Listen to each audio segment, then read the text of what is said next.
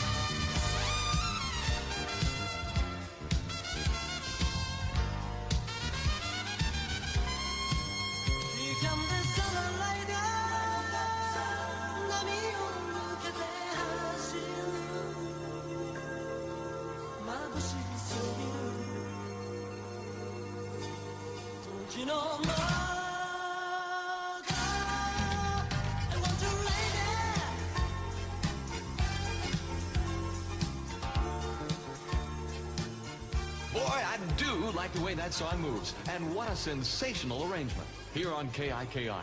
The tune is called Offshore, dedicated to all you folks at the beach. You know, there's something special about falling in love in summer. Once again, here's Toshiki Kadomatsu with a song all about it. Summer Emotion. 「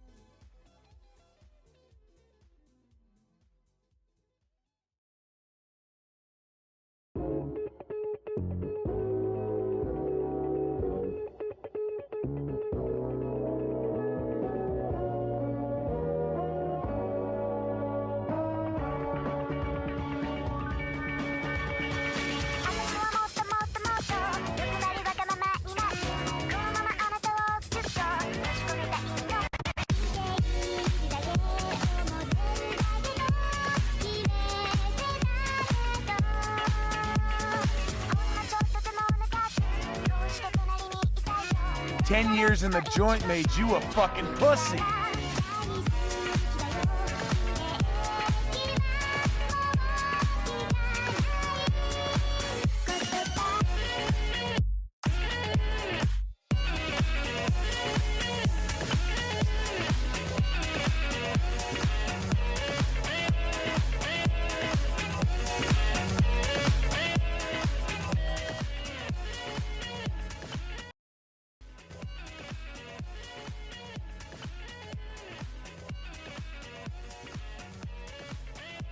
Hello, and welcome back.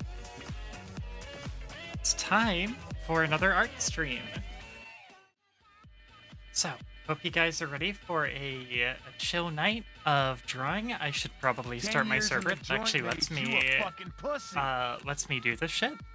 And we're gonna color the emotes that we made last time, and we're also going to see if we can get a little further into that EVE Online documentary that we were watching, because I thought that was very interesting and curious to learn more. So, without further ado, let's go ahead and get started. Let me hop in real quick. Hey, and Poogie's working. Yay! Hello. Alright, let me get this all connected. For anyone who's watching my Twitter, you may have noticed that I'm kind of bad at remembering to charge my iPad for this. I kind of knew I was supposed to do it all day, and then I proceeded to not charge it at all until like right before stream. So I may run out of charge, we'll see. What if there was a... Wow. Okay, let's see. Let me share this properly. Share Firefox, share iPad capture, and should be good. Should be all we need. So I'm gonna pause the music. Put this. It didn't save exactly where we got to in the documentary, but I think I found the right section. So we're just gonna pick up where I'm pretty sure we left off and get to drawing. Let's see. Oh yeah, and can we share the Firefox for you so you can see. Yeah.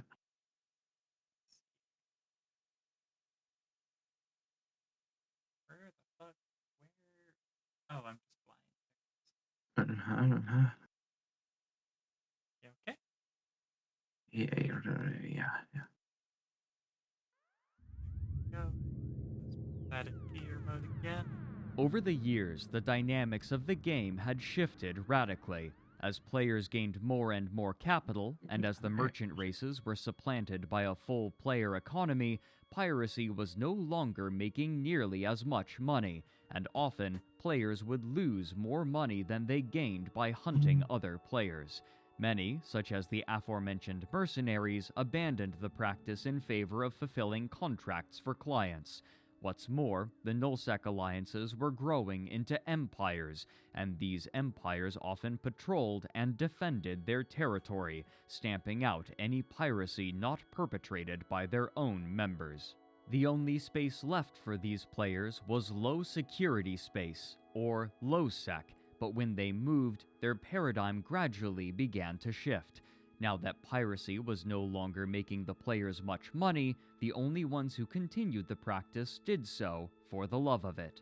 In an interview for Down the Rabbit Hole, a prominent player and leader named Phantomite spoke to the role that those in lowsec adopted.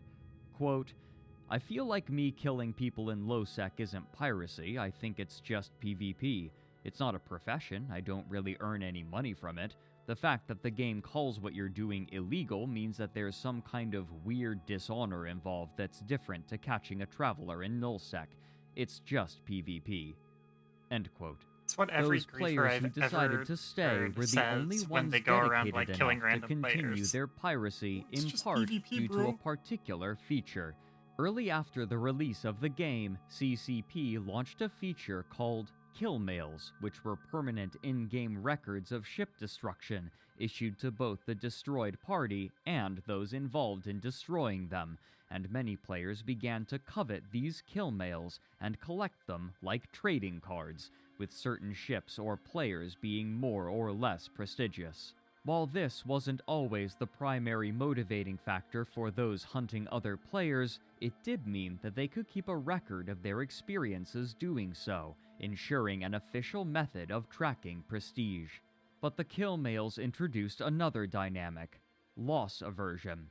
Since kill mails were public, one's victories and losses were both available to any who wanted to see them, and a loss was often considered a shame in the eyes of the community, at least to the player who lost the ship. On this, Phantomite said, quote, "I feel it is socially unacceptable to lose in this game. If you lose a fleet fight to begin with, in local, the winning side will almost always jeer at you and be a bad winner, mock you for having dared to lose a fight in EVE Online. It's not congratulations on winning, it's you idiots, you lost, how stupid do you feel right now? Especially as group sizes get larger, there's a lot of bitterness on both sides." End quote.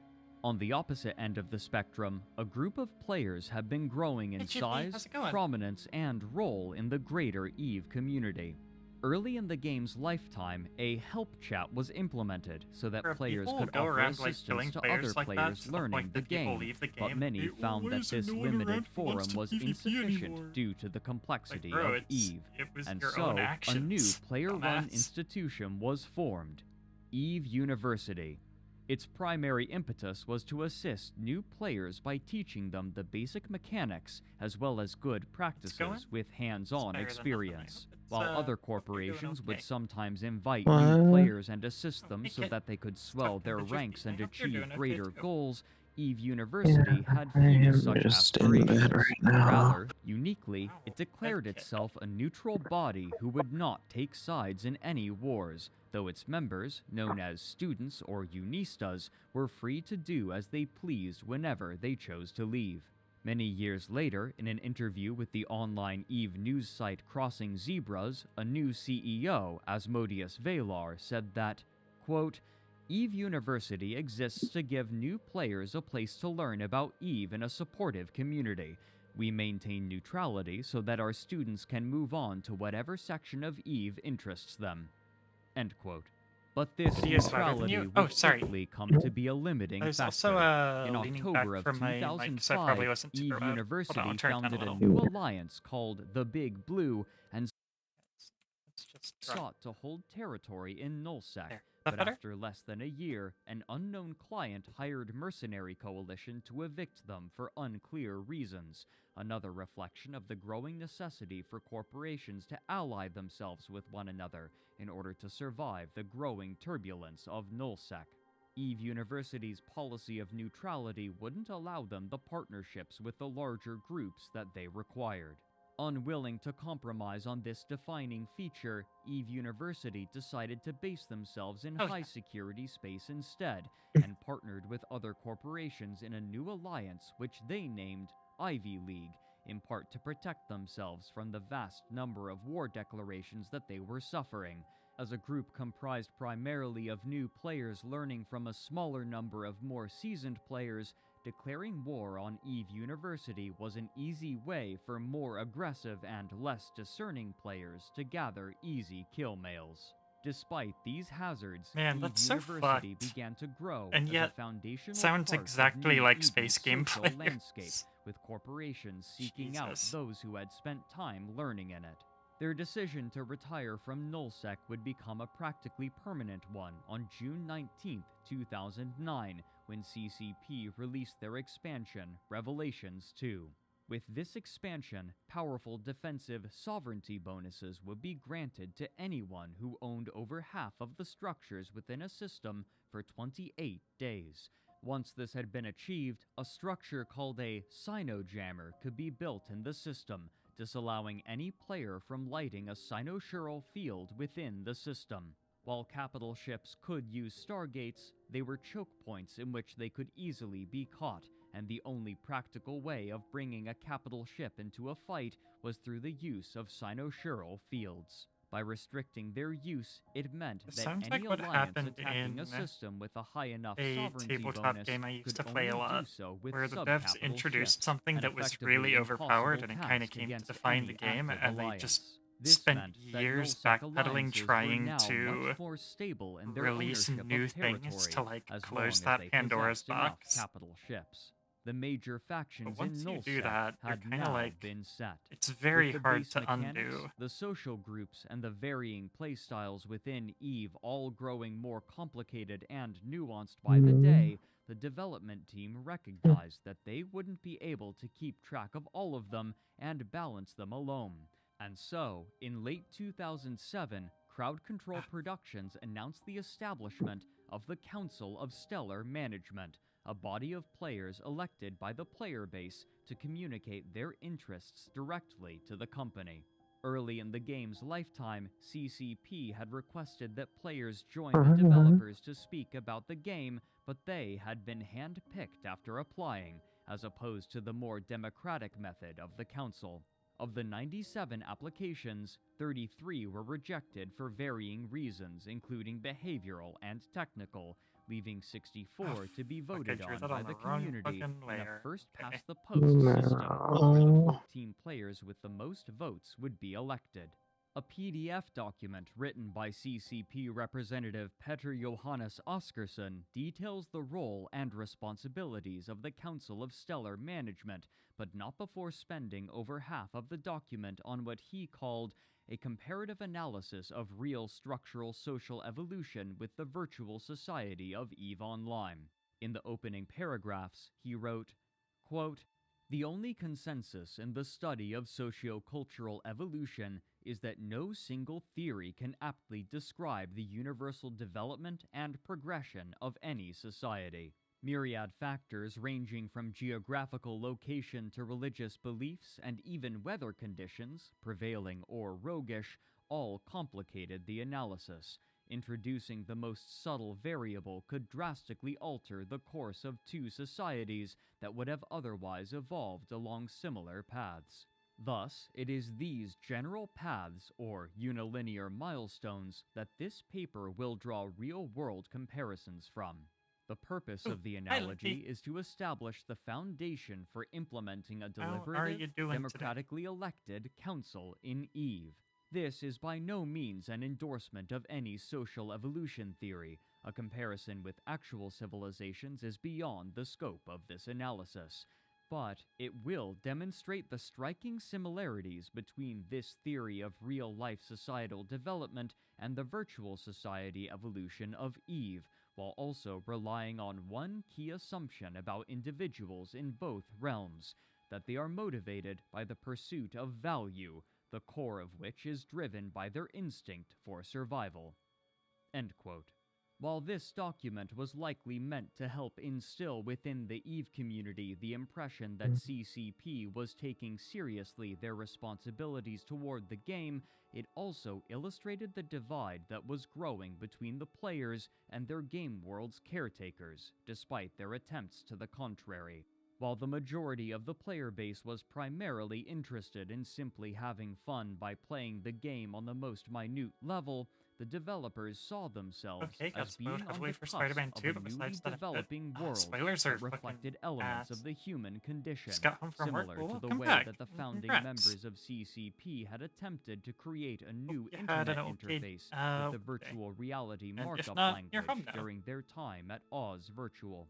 Oskarsson wrote in the document that, quote, "Until now, comparisons of political philosophy and social structures in the virtual world have been drawn from parallels with the real one. But it cannot be stressed enough that today, with this many people comprising the civilization of EVE and the potential ripple effect of any change in the way this society is governed, further legislative applications based mostly on CCP's interpretation of the real world are likely to cause more harm than good. We just got started. To achieve continued success, EVE society must be granted a larger role in exerting influence on the legislative powers of CCP. Governance of virtual worlds is a unique endeavor. There is no precedence to follow." End quote. The responsibilities for the Council of Stellar Management were more than might typically be expected from a group of player consultants, which perhaps helps to explain the small number of applicants. Quote, "At least twice a year, CCP will convene multi-day summit meetings in Reykjavik. In addition, each Fitness year gram pacer CCP test. Is that what holds this its guy Fanfest sounds like? convention. 7 members of the CSM attend these events in person. Council terms will last 12 months, and elections will Missed being follow here the on time, so I missed expiration of everything each and term. feel sad. This time frame corresponds roughly to the No, expansion there's release no cycles schedule. of EVE Online. There's no you End don't have quote. to like These clock council into an ME members would be stream. privy to restricted knowledge so that they could give their unique perspectives as players. What sort of effect they would have on the game, however, was yet to be seen. The importance of such communication with the player community was exemplified by the proliferation of player-made tools that were seeing widening popularity. On July 22, 2008, a player going by the name Wallari created a post on the official EVE forums in which he announced the release of a map of EVE Online named Dotlan. Quote, "In the last weeks, I created a system to arrange and generate region maps for EVE. With After all due some hard respect, work on yes, the I back do. end and positioning the systems, I can finally announce a new type of EVE regions maps. The maps are focused to be clean and easy readable with the most important informations for fleet roaming and planning. They contain daily sovereignty and outpost informations for your favorite 0.0 space. Also, occupancy informations for the new factional warfare are included." End quote. What's more, this What's tool up? would be Hey, T. offered for free Coloring to in any the EVE emotes player feature who last wanted to week, use and it, watching more of hosted the on its EVE Online own website. documentary. Importantly, This this cringy map mode is great. wasn't updated Thank you. I based it manually. on an Rather, old one it that I pulled did that information wasn't from that good EVE anymore, Online's so I wanted backend a new servers version. in order to update it. Being on time meaning is that not they would mandatory? update No, I in don't real accept time, that. and Dotland's Oh, maps no. would quickly become the standard. Jiffy's And gonna when lose all her players brownie wanted to points share for always maps of showing EVE Online with one another, rather Ooh, than that's too using much. the in-game map, the clean, clear maps on Dotland would almost always be used. This was far from the only tool developed by players to help others play the game. In 2006, a group of resourceful coders had released a tool which they this is the named part I always fuck up EveMod, on. which acted as a way to shit. manage a character and plan their ever-important skills, which restricted what a character could do and what sort of innate bonuses they wielded. Looking at my Like model on Dotland, screen to EveMod remember pulled where my information from the hair color back-end servers of EVE changes. Online, allowing players to see aspects of their character such as their skills, their stats, their total skill points accrued, and their ISK balance, all without having to open the game. Time zones These are mean? sorts of tools helped further Oh yeah, erode barely the show up feeling because of time zones. separation Yeah. between the game and real Understandable. life, since the game I had to stream be like reflected in fairly late places in other my than time the zone, game so if window. you're Rather ahead than of me, fight it can these be hard tools, to make CCP it unless you supported stay up their super use late. and would sometimes even showcase them on their website. It This was looks around bad. this I time need as to well that the listless redo and that much border. poorer pirates in low security space would be given a new Something like purpose. that. There On we June go. 10th, 2008, CCP released the expansion Empyrean Age. Among the other changes, the one I that need to redo attracted the bottom, most though. attention was the introduction of a new opportunity for players called Factional Warfare. After signing up to fight for one of the 4 in-game non-player empires that ruled over high-security empire space, they would be given objectives in low-security space to capture in the name of the empire that they had chosen. But importantly, they would not only be fighting against NPCs, they would also engage other players who had sworn allegiance to a different enemy faction. In this way, players in Empire space could fight with other players in a structured yet accessible fashion. While factional warfare itself held how's it little going, yo? interest for the pirate corporations in You're all low-sec, doing well it today. meant that far more players would be ushered into their domain. As the less experienced players from high-sec wandered into low-sec in order to complete their objectives, roving bands of low-sec pirates would catch individuals and small fleets unaware, swooping in to rapidly dispatch those looking to engage in factional warfare. These pirates had become a part of the landscape of Losec, maintaining a level of unavoidable danger to the game, and the introduction of factional warfare had reinvigorated them. Evading pirates was a skill in which traders and industrialists prided themselves, and it was common to hear such peaceful players breathlessly recount their experiences avoiding and outwitting them. But soon, the game would see an addition that would further complicate it, crossing the border between the real world and the virtual world of New Eden in a way that would eventually make its dealings the subject of international attention and awe. Thank you, Frederick. Very dramatic.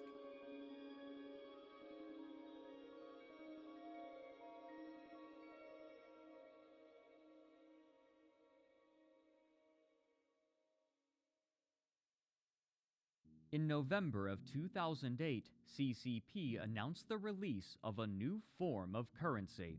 As was common practice, players could either buy cards at local stores or have cards mailed to them, which Haven't they played could even a redeem while. to Had an old extend faction their that was growing membership, regarding trade allowing them lines. continued access Oh, to damn, the you're an game. EVE player. For EVE, much I like could other not games get of into its it, kind, and I'm the usually monthly fee I'm was usually a space 15 US enjoyer. dollars, with discounts when But bought in Eve larger just, increments. I think it was However, because of like CCP the was thing that now threw me off offering a immediately new was just I function could for not these cards. fly When a my player ship bought sim one, style. they At would least now when I have the played, it was option very to like either point and redeem click, it normally which is and just use not it to lengthen their subscription, not really for me. I'm or more they of could a instead exchange simulated their card flight for kind a of new person in-game item for obvious called reasons. a pilot's license extension, or Plex, at an exchange rate of 1 Plex per month of There we game go. time. If they chose the latter 2 option, cups of an hot tea and on my in-game third item would coffee. appear Jesus in the fucking hangar of Christ. the station in which one of I their hope you characters was I hope docked. you survive. This Plex could then later be Oh expended right, you're for working the on subscription oh shit, if the that's right. player so AT, chose. good luck For the good player luck who with used the No Plex Face in November. this way, I know it's it gonna be simply fucking hard, added but an you got extra this shit. step to the process of renewing a subscription. But there was one major, important difference. Since the Plex was an in-game item, it could be bought and sold on the player market, and whoever bought the Plex could redeem it for their own character, meaning that a player with enough in-game money could effectively pay for their subscription by buying Plex from other players with in-game money. The most obvious effect was that it gave many players a goal: make enough in-game money to pay for their own subscription month to month by buying Plex from other players, effectively playing for free. But for those on the outside looking in, it gave something much more important.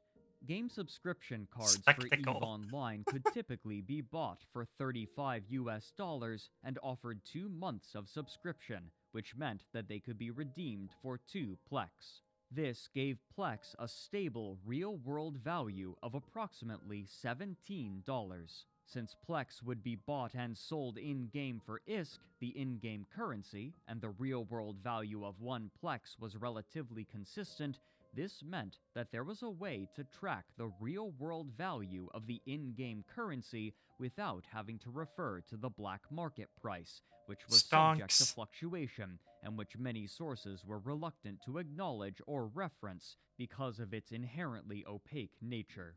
What's more, because of the stability of the price of Plex in the real world, the gradual inflation of the value of ISK could be tracked as well.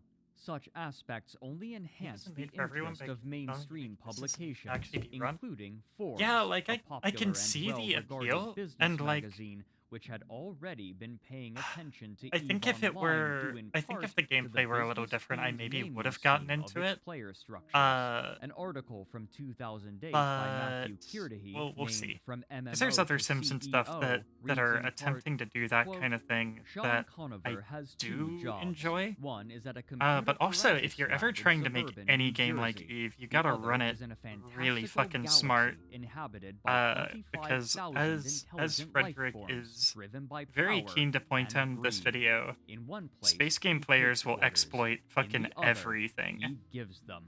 There are And many like sometimes more that is Conover, clever and cool, with and other good times it's just reason. like, all It's right, in I knew this I could count virtual on you to space do the where worst thing tomorrow's possible. business leaders Fuck are you. being born. Mom may mock video games no more. End quote. The EVE player interviewed for this article was the notable figure Darius Johnson, the leader of Goonfleet and the greater Goonswarm Alliance. For the last year and a half, Goonswarm and their allies, the Russians hailing from the northeastern corner of the map, had been continuing their war against Band of Brothers, and during that time, they had become known for their effective, if obnoxious, propaganda. Beyond the posters, which were often photoshopped versions of World War II propaganda posters, the Mittani had taken to regularly posting on his blog about the war, both to rally the goons and guide the public perception to bolster morale and increase membership, and this gave mainstream news outlets an easy way to monitor the war, albeit through a heavily biased source. Even knowing this bias, this meant that as publications such as Forbes and The Guardian wrote about EVE Online, it was often through the paradigm and context of the goons. External news outlets also helped to personalize the leaders. Furthering Kirdahi's article, he writes, quote, "When Conover gets home from his 9-to-5 job, he logs onto a virtual world as Darius Johnson, Chief Executive of Goonfleet, a corporation comprised of more than 2,000 and Bro was known as the shop owner, if I remember right. He did nothing but stay in the base and watch the market and buy sell resources. God damn. CEO is challenged. Like, he worries about I mean, shit, if you got a morale, passion for production, that, training, like, and even a you do you, succession plan, couldn't which be he's me, though. devising. I gotta After get out all, there the and next fly guy ships has and to shit. be able to weather the storm, too." End quote. In particular, the term failure cascade had become common in New Eden, popularized by the Mittani, and quickly adopted I didn't by news put glasses on outlets this who one were deliberately. already I'll try heavily again and reliant see if on I his can make it look writing good, when but discussing EVE. In an article every from time I tried to put 2009, glasses on this the one, it didn't Mittani quite wrote, work. quote, "In the past 4 years, I've witnessed more than 20 alliances disintegrate, and I've had the benefit of directly orchestrating a good number of those. Better than just hammering at them from the outside, I've been able to witness the process from the inside concurrently by way of our spy network. While watching Lotka Volterra explode in much the same way Veritas Immortalis had, I dubbed this death cycle the failure cascade, due to the way in which the process rapidly accelerates from small errors into thermonuclear drama. Delightfully enough, even our most vehement enemies have chosen to use my nomenclature, as well as the more traditional media. Right, that works. Apparently, the term has some pre-existing engineering use, but Googling it now turns up mostly yammering about spaceships." He went on to define the term, quote, "A failure cascade is the disintegration of an alliance caused by collective helplessness in the face of sustained and unrationalizable adversity through a process of pilot attribution shifting from the alliance to the corporation or the individual." End quote. Both Crowd Control Productions and Goonswarm were facing prodigious growth, and both were simultaneously People in MMOs will taking find ways to great exploit the risks heck out of in the system attempts because to if there are reap other players, great then there's money to be rewards. made. Yep. Yeah, and like, in some ways that is very cool and allows for a lot of emergent gameplay. And the thing is, it's always going to be a balancing act between where is the line where that is cool and acceptable and emergent gameplay and kind of legitimate, and where's the point where it is genuinely just not fun for anyone and it is killing your community. Because there are times when, like, if you let that shit go unchecked, it will just destroy your fucking game community. Every major power, and after numerous movements of the battle, so you gotta kind of know when to let it do its thing and when to kind of put the foot down and be like, okay, we actually need to regulate this a little bit. Total destruction, retaken territory, and went on the offensive after fighting back the forces of Mercenary Coalition, who had been fighting the war for Band of Brothers, but eventually abandoned them in order to establish themselves in new territory and continue their existence as guns for hire. Meanwhile, from the east, the forces of Goonswarm and their allies, the Red Alliance, continued to strike. Previously, the Russians of the Red Alliance had joined Goonswarm in an effort to defeat Band of Brothers, but after this effort failed, they retreated to their home regions in the southeast to live next door to the Goons. With their forces combined, their territory was nearly impossible for any alliance to assail. So you Typically, need a the tax collector Russians were slash cagey, Punisher. reclusive, I mean, basically, and you just need, distrustful, like, but they had you joined need Goonswarm smart to devs defeat slash their GMs who common are, like, enemies paying in attention Band to of this shit. Brothers. But now that Band And of Brothers have been fought you back need to to have Fortress developers Delve, that the war are had reached a responsive. standstill. Like, Delve's they're epithet paying was attention to well what's going earned. on in the It had game, they're served ready as the to home respond to region it, for Band of Brothers and they for understand the years game now, well enough and to, was nigh like, know how unassailable due to the to coordination of create Band of a Brothers' solution that fleets isn't just and going the to cause more system's solid problems. sovereignty And it's bonuses, so much which easier said than practically done. restricted any enemy fleet Because they're from just, fielding like, anything MMOs are larger than a complicated, dreadnought in dude. There are Band of so Brothers many moving territory. parts. Multiple titans Like, have been lost by both sides. there's so but much Band of stuff you can Brothers still set up had in enough a single capital player ships game to bounce back and any not have assault to on worry its about, borders. you know, And if the smaller balance. capital You know, you ships can do weren't rule enough, of cool then very the easily in combined single might player of games because 8 it's just like, hey, it's just one simultaneous person. doomsday blasts You know, from Band it's of we just Brothers' have to 8 worry about remaining one person titans engaging would be with enough and to turn enjoying this any game. fight. Without the ability to But in field MMOs, their it's own like, titans, the alright, rest if we of do rule Nullsec of could cool do too little hard, to penetrate into Delve. then But in early there's potentially 2009, like people this getting state their of fucking day affairs ruined suddenly over it. and radically Uh, changed. One of And the we have to consider high-ranking the members experience of Band like an of entire Brothers, community of Hargoth people Aghamar, instead of just had one tired of the player other leaders and joined and how they all Goonswarm, interact. offering to help them Which, in again, whatever way fucking they could. complicated. After some rumination, Goonswarm's spy master, the Mittani, devised a plan of action. Andrew Groen chronicled what transpired in Empires of Eve.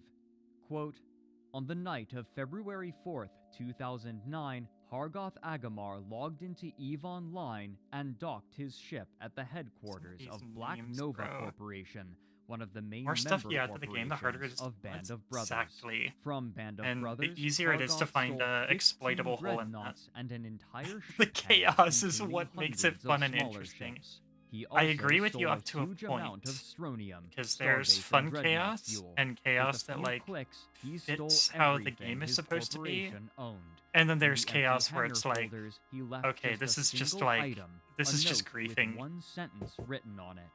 The Mittani sends his regards. When he was done with his theft, he There's went to always work, gonna be a ending the balancing entire act. alliance. He removed the other directors from their positions and closed the alliance. With no alliance on record named Band of Brothers, every one of its sovereignty claims was instantly dropped. Band of Brothers had claimed sovereignty 4 in every system in Delve, but after Hargoth Aghamar struck, there was no longer an I alliance just realized this called video has Band been of fucking Brothers. like As not a result, animating all of on the screen star because I've bases had it in the owned background. by I'm so Bob sorry. went offline without an Hold up, alliance let to me move control this. them. Their capital systems were no There, longer okay, sorry about that. invulnerable, and they had no way to stop enemy alliances from bringing heavy artillery right into the heart of Band of Brothers' empire. End quote. The rest of New Eden now had a 28-day window to capture enough territory to prevent Band of Brothers from regaining their sovereignty, but only Goonswarm was in a position to capitalize on this, and simply destroying Band of Brothers was no longer enough for them. The leader of Goonswarm, Darius Johnson, ordered that all assets in Alliance territory be brought to the front lines in preparation for a fight in Delve, where they would either drive out Band of Brothers and claim Delve as their new home, or be left destitute. This would also help to fend off enemies, at least for a time. During the war, the general unpleasantness of both the Russian alliances and Goonswarm had resulted in enough feuds that they had broken their treaties with one another, and a significant contingent of Russians had joined forces with Band of Brothers, sandwiching the Goons between the two. There were also rumors and accounts of real money being paid to players to alter the political landscape, but the complete abandonment of territory by Goonswarm guaranteed that the Russians would be preoccupied with claiming all of the territory that had once belonged to the Goons, as they threw themselves recklessly at Band of Brothers, at least for the first few weeks. No other alliance seems to have been warned of this opportunity, and it would take time to mobilize. Now, Goonswarm would launch a blitzkrieg the likes of which had never been seen in EVE Online. But as Goonswarm was beginning its invasion, the game would see a radical change, and the denizens of this particular edition would soon exist outside of the paradigm and culture of any other part of New Eden.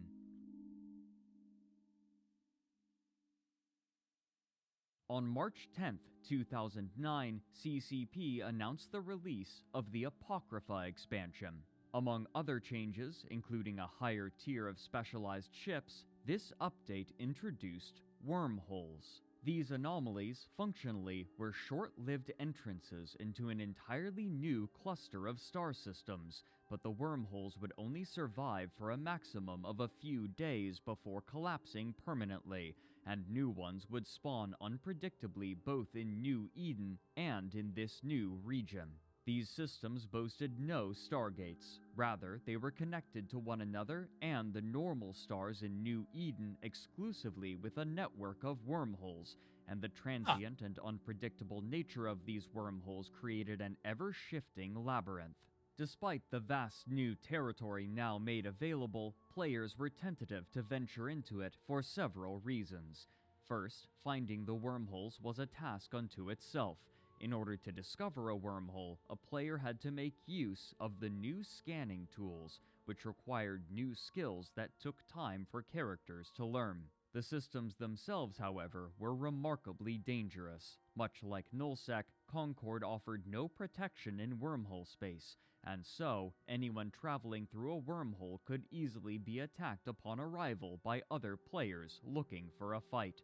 Even then, however, the points of interest found through a wormhole were often remarkably dangerous. Fighting and looting NPCs would require a well-equipped squad of players, and the anomaly sites placed for explorers often were similarly defended.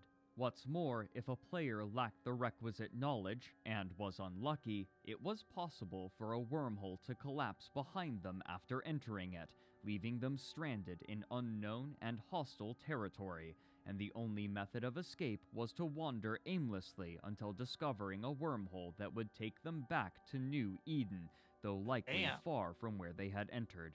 Most had little interest in investigating beyond peeking out of curiosity. But there were others who saw potential in this new, unexplored region. Though the danger in wormhole space was higher, the materials there were commensurately valuable, as the gases required to make the new highest-tier ships could only be found there, and so, mining gas clouds became an important, if small, part of the EVE economy. Paradoxically, due in part to the random nature of wormholes, gas became a reliable resource, as it was difficult for aggressive players to attack others harvesting gas. Much like wormholes, gas clouds would spawn randomly and had to be scanned down with probes before their location was revealed, meaning that a reasonably attentive gas miner could spot the probes with a directional scan and escape long before any danger manifested. Beyond these more systemic limitations, there was another hard limitation that restricted the use of overwhelming force in wormhole space. The wormholes themselves could only accommodate ships below a certain size, and after a certain amount of mass passed through a wormhole, it would collapse, meaning that the massive fleets and large ships wielded by the Nullsec powers were practically useless in this new, chaotic region. The ease and safety with which gas could be harvested, and the difficulty that established corporations would have utilizing their vast wealth and resources, meant that this territory was far more accessible to less wealthy players and corporations, in contrast to Nullsec, which was now crowded with belligerent and exclusive factions. Most large corporations were also still embroiled in the ongoing war against Band of Brothers and had few resources left to engage with wormholes. Given this and the wide breadth of territory now available, smaller groups of players began to move into these wormholes and establish presences there, deploying starbases and storing fleets of ships. Those who chose to live in this territory were given a simple moniker: wormholers. The interests of these early wormholers varied widely, but all of them were inspired by a sense of adventure and the excitement of uncertainty. Many took the time to explore this new space and study the rules by which it functioned, and over time, the players were able to divine certain patterns. For example, many wormhole systems had what they called a static hole, which would always link to the same kind of system. A static high-sec hole, for instance, meant that there was always a wormhole Gonna be leading talking to about holes high-security a lot space during in the this part, system, I feel and like. if the one leading to high-sec collapsed, then another would take its place, leading to another high-security system. However, such static holes to high-sec were at a premium, and so, sometimes, multiple small corporations would deploy starbases in the same system, but since few had the resources to prosecute any sort of significant conflict, and nobody would benefit from harassing one another, many of them entered into gentlemen's agreements to not attack one another unless agreeing to fight for sport. These agreements were the first manifestation of the code of honor by which wormholers would play, known earnestly, derisively, and sarcastically as Wormhole Bushido, named for the code by which Japanese samurai warriors would live. But while players were exploring the new aspects of EVE Online, Crowd Control Productions was working on an entirely new game. In August of 2009, CCP Games announced their next project set in the EVE universe, a first-person shooter named Dust 514. Speculation about the gameplay was overshadowed by the fact that Dust 514 would do more than share a setting with EVE Online. Events in Dust 514 would directly impact those playing the MMO, and those playing the MMO could affect battles in Dust. The gaming news publication GameSpot quoted Hilmar Pettersson as saying, "The primary gameplay features brutal ground combat that takes place on the surface of planets. Dust 514 is the infantry, and an EVE Online player can contract a Dust team to go in and take control of a planet. The fleet does the flying, the infantry does the dying." End quote. Guy Cocker, writing for GameSpot, went on to say that, quote, "The game has been under development for 3 years at CCP Shanghai, with input from other CCP studios worldwide. We questioned Pettersson about the platforms the game is being developed for, as well as subscription details, but he declined to comment at this time. But it was confirmed that the game was being developed for current generation hardware." End quote. After revealing some gameplay at the annual FanFest in October of that year, Hilmar Pettersson proudly spoke with IGN further about the game. Quote, "Dust 514 is first and foremost a first-class FPS mixed with real-time strategy elements and persistent world components, which are innovative in their own right.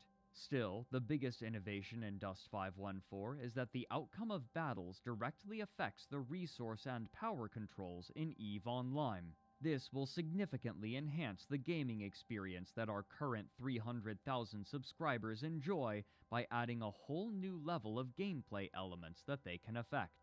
At its core, Dust 514 is a first-person shooter with run-and-gun gameplay, but there is a heavy emphasis on vehicular combat that layers tactical and strategic dimensions within each battle. In addition, weapons and modules are upgradable in real time, which we believe pushes Dust 514 beyond what has been seen in the market so far."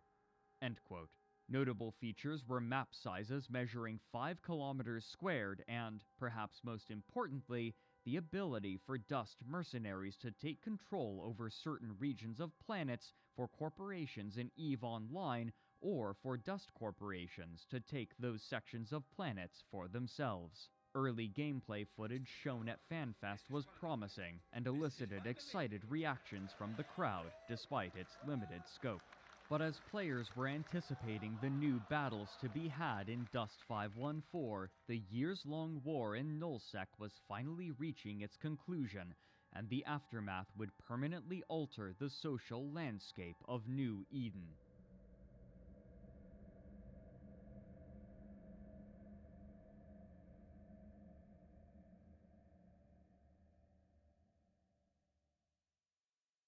After such an extended period of direct conflict, the alliances in Nullsec had grown skilled at husbanding their resources and managing their fleets, the latter of which had grown into affairs often involving hundreds of people on both sides.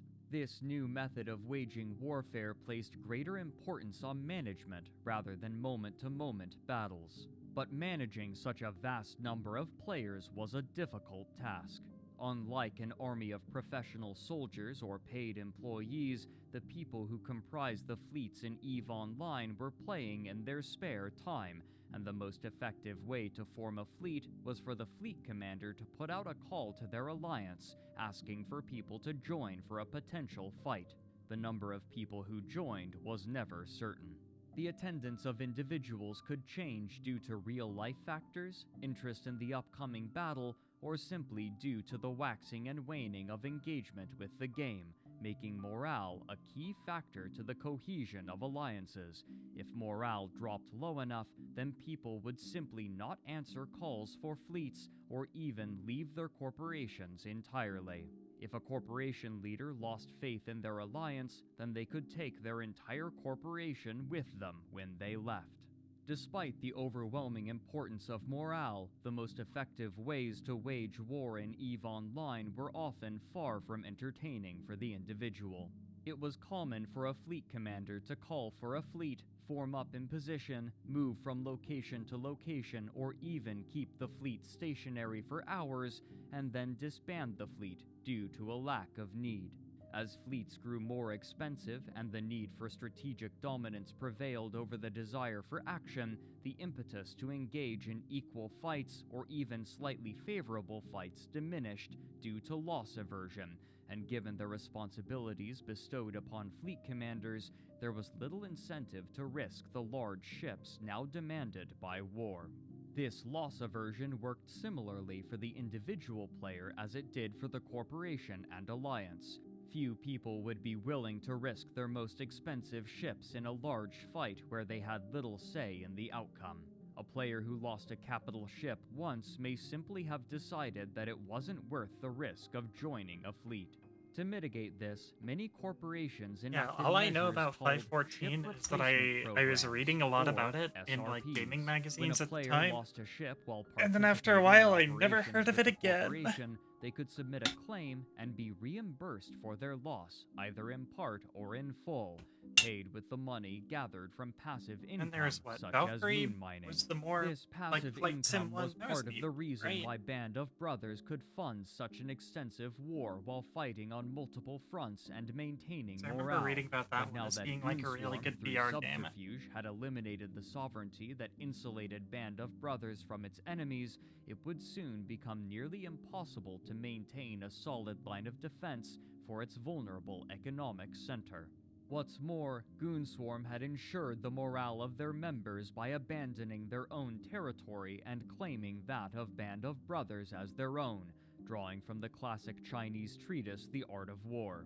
As translated by Lionel Giles, one prominent section reads, quote, "Throw your soldiers into positions whence there is no escape, and they will prefer death to flight.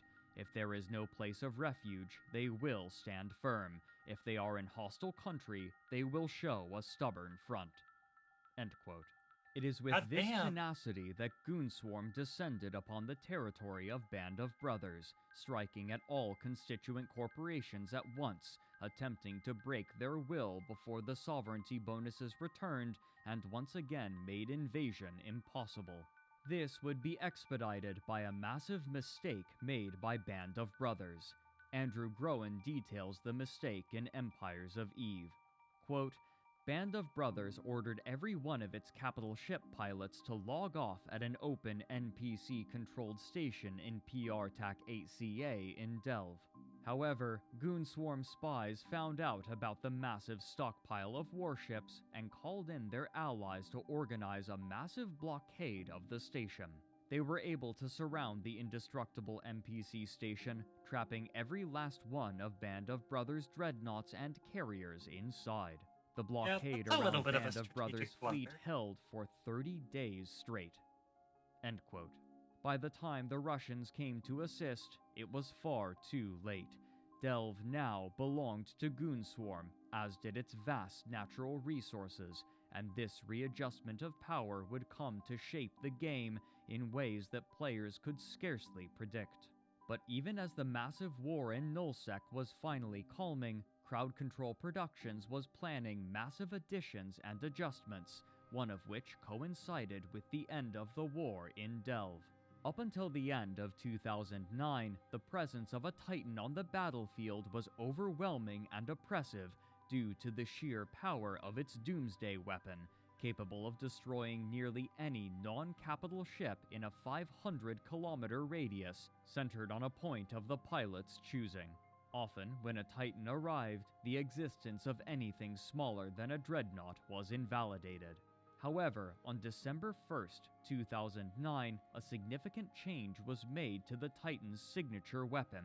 Rather than a massive area of effect, the Doomsday would now be a focused single-target burst of damage, capable of destroying or severely damaging even the largest ships in a single blast.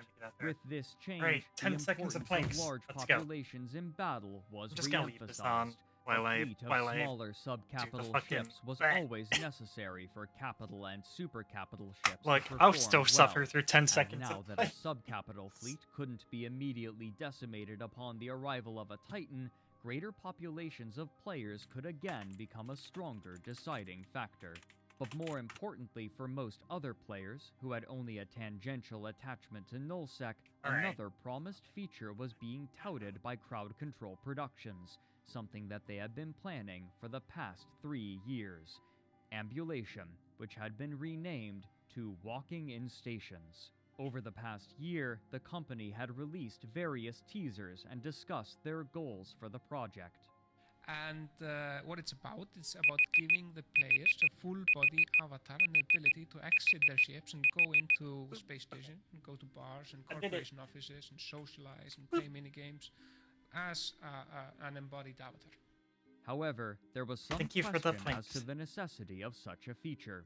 The development time and work required were remarkable, but players were already socializing using various out-of-game methods that were far more visible and already established, such as IRC chats and even the official forums. While there was quite a bit of excitement, there was also trepidation that it would be superfluous or add extraneous requirements to what players could already do. As Crowd Control Productions grappled with how to implement walking in stations, other projects were floundering.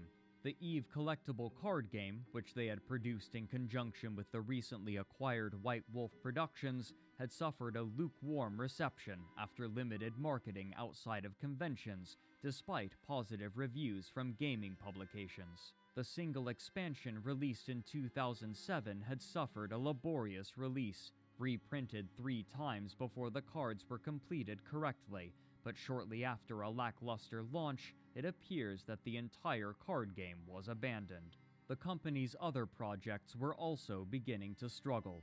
A scathing article from The Guardian in 2014 retrospectively described Crowd Control Productions as extremely disorganized when managing the staff from White Wolf. Quote, "Very shortly after initial development began, the company started blurring the lines between the World of Darkness and EVE projects. Repeatedly, staff were shifted over from the former to work on expansion projects for the latter. At times, our sources say, the entire World of Darkness staff was put onto EVE." End quote. The problems within the team itself were numerous. Developers interviewed for the article cited problems in various areas of development, including demands for small changes that required entire rewrites, weak creative vision, poor budgeting, a lack of managerial responsibility, and aggressive, hostile design meetings. Quote, "Most of the sources spoken to for this piece identified the same problematic CCP manager, who had little vision for what the finished game would look like. Not once could he answer any question about moment-to-moment gameplay or areas of focus," says one source. Instead, he preferred to deliver buzzword-laden rambles. It was not uncommon for him to communicate in onomatopoeia. Hey, Kelvin. I once saw Deep him dive into looking dark, over the dark shoulder world of a of food programmer at some conspiracies? bit Wait, of what? user interface the poor Oh, guy this had is hacked still the together. EVE Online thing from He last straightened time. up, put fingers to lips, and I wanted said, to watch more "No, of it. this isn't it at all. Make it more..." He hissed on his fingertips like the air coming out of a bicycle tire, and then just walked away. Dog, what does that End mean? quote. As the World of Darkness Make team it more struggled, work continued on Dust 514, but to properly integrate its game world with that of EVE Online, the infantry would need the planets over which they were to fight, and on May 26, 2010, this prize would be introduced in the Tyrannus expansion. With this, the pilots in EVE Online would be able to lay claim to planets and exploit their resources by establishing infrastructure, with the intention of being able to contest them with Dust 514 mercenary groups. Such resources would only increase the wealth of the existing nullsec factions and their growing industries, now able to flourish with the end of the war against Band of Brothers. But who precisely would fight these battles was still uncertain. Since 2009, Crowd Control Productions had been mum about how people would be able to play the game, only specifying that it would be made for current generation hardware, a term typically reserved for consoles. In June of 2011, the concerns of many players were confirmed. Dust 514 would be exclusive to Sony's PlayStation 3 and portable PlayStation Vita consoles. This was a peculiar choice. Beyond the difficulty of creating games for the PlayStation 3, I could not get into EVE Online. Can I eat in EVE Online? I'm sure it tried hard enough. I mean, they had hard different. While both I like food conspiracies more. I also like food conspiracies, but we started this last was time. more interested in detailed space simulation gameplay, while console shooters were typically played by younger men who desired faster, more immediate experiences, and those in the latter audience were largely unaware of EVE. Many EVE players who otherwise might have had interest in Dust 514 didn't own a PlayStation or were unwilling to pay for the console specifically for Dust. Still, there was hope that others interested in the setting would play Dust to engage with the space sandbox. But the goodwill and hope of EVE's player base would be shaken during an incident that would capture the attention not only of those in New Eden, but the broader gaming public. Can we just talk about how boneheaded a move that is, by the way? Like, if that happened now, if we had, like, an established, like, MMO community, and a developer's like, oh yeah, we're gonna, like, oh yeah, an established MMO community on, like, one console, whether it's PC or, like, some other console, and then the developer's like, oh yeah, we're gonna drop this new game in the same universe that's going to affect this existing game that you all play. So the obvious answer there is, hey, release it on the same, like, ecosystem that your existing game is on, right? Right? Nah, PS3 exclusive. Hell yeah, Sony. Like, that is one of the stupidest things I've ever heard. Like, it's just how could I don't understand how anyone could think that's a good idea. Unless they were paid like an absurd amount of licensing money, which maybe they were, but god damn, like that is just so stupid.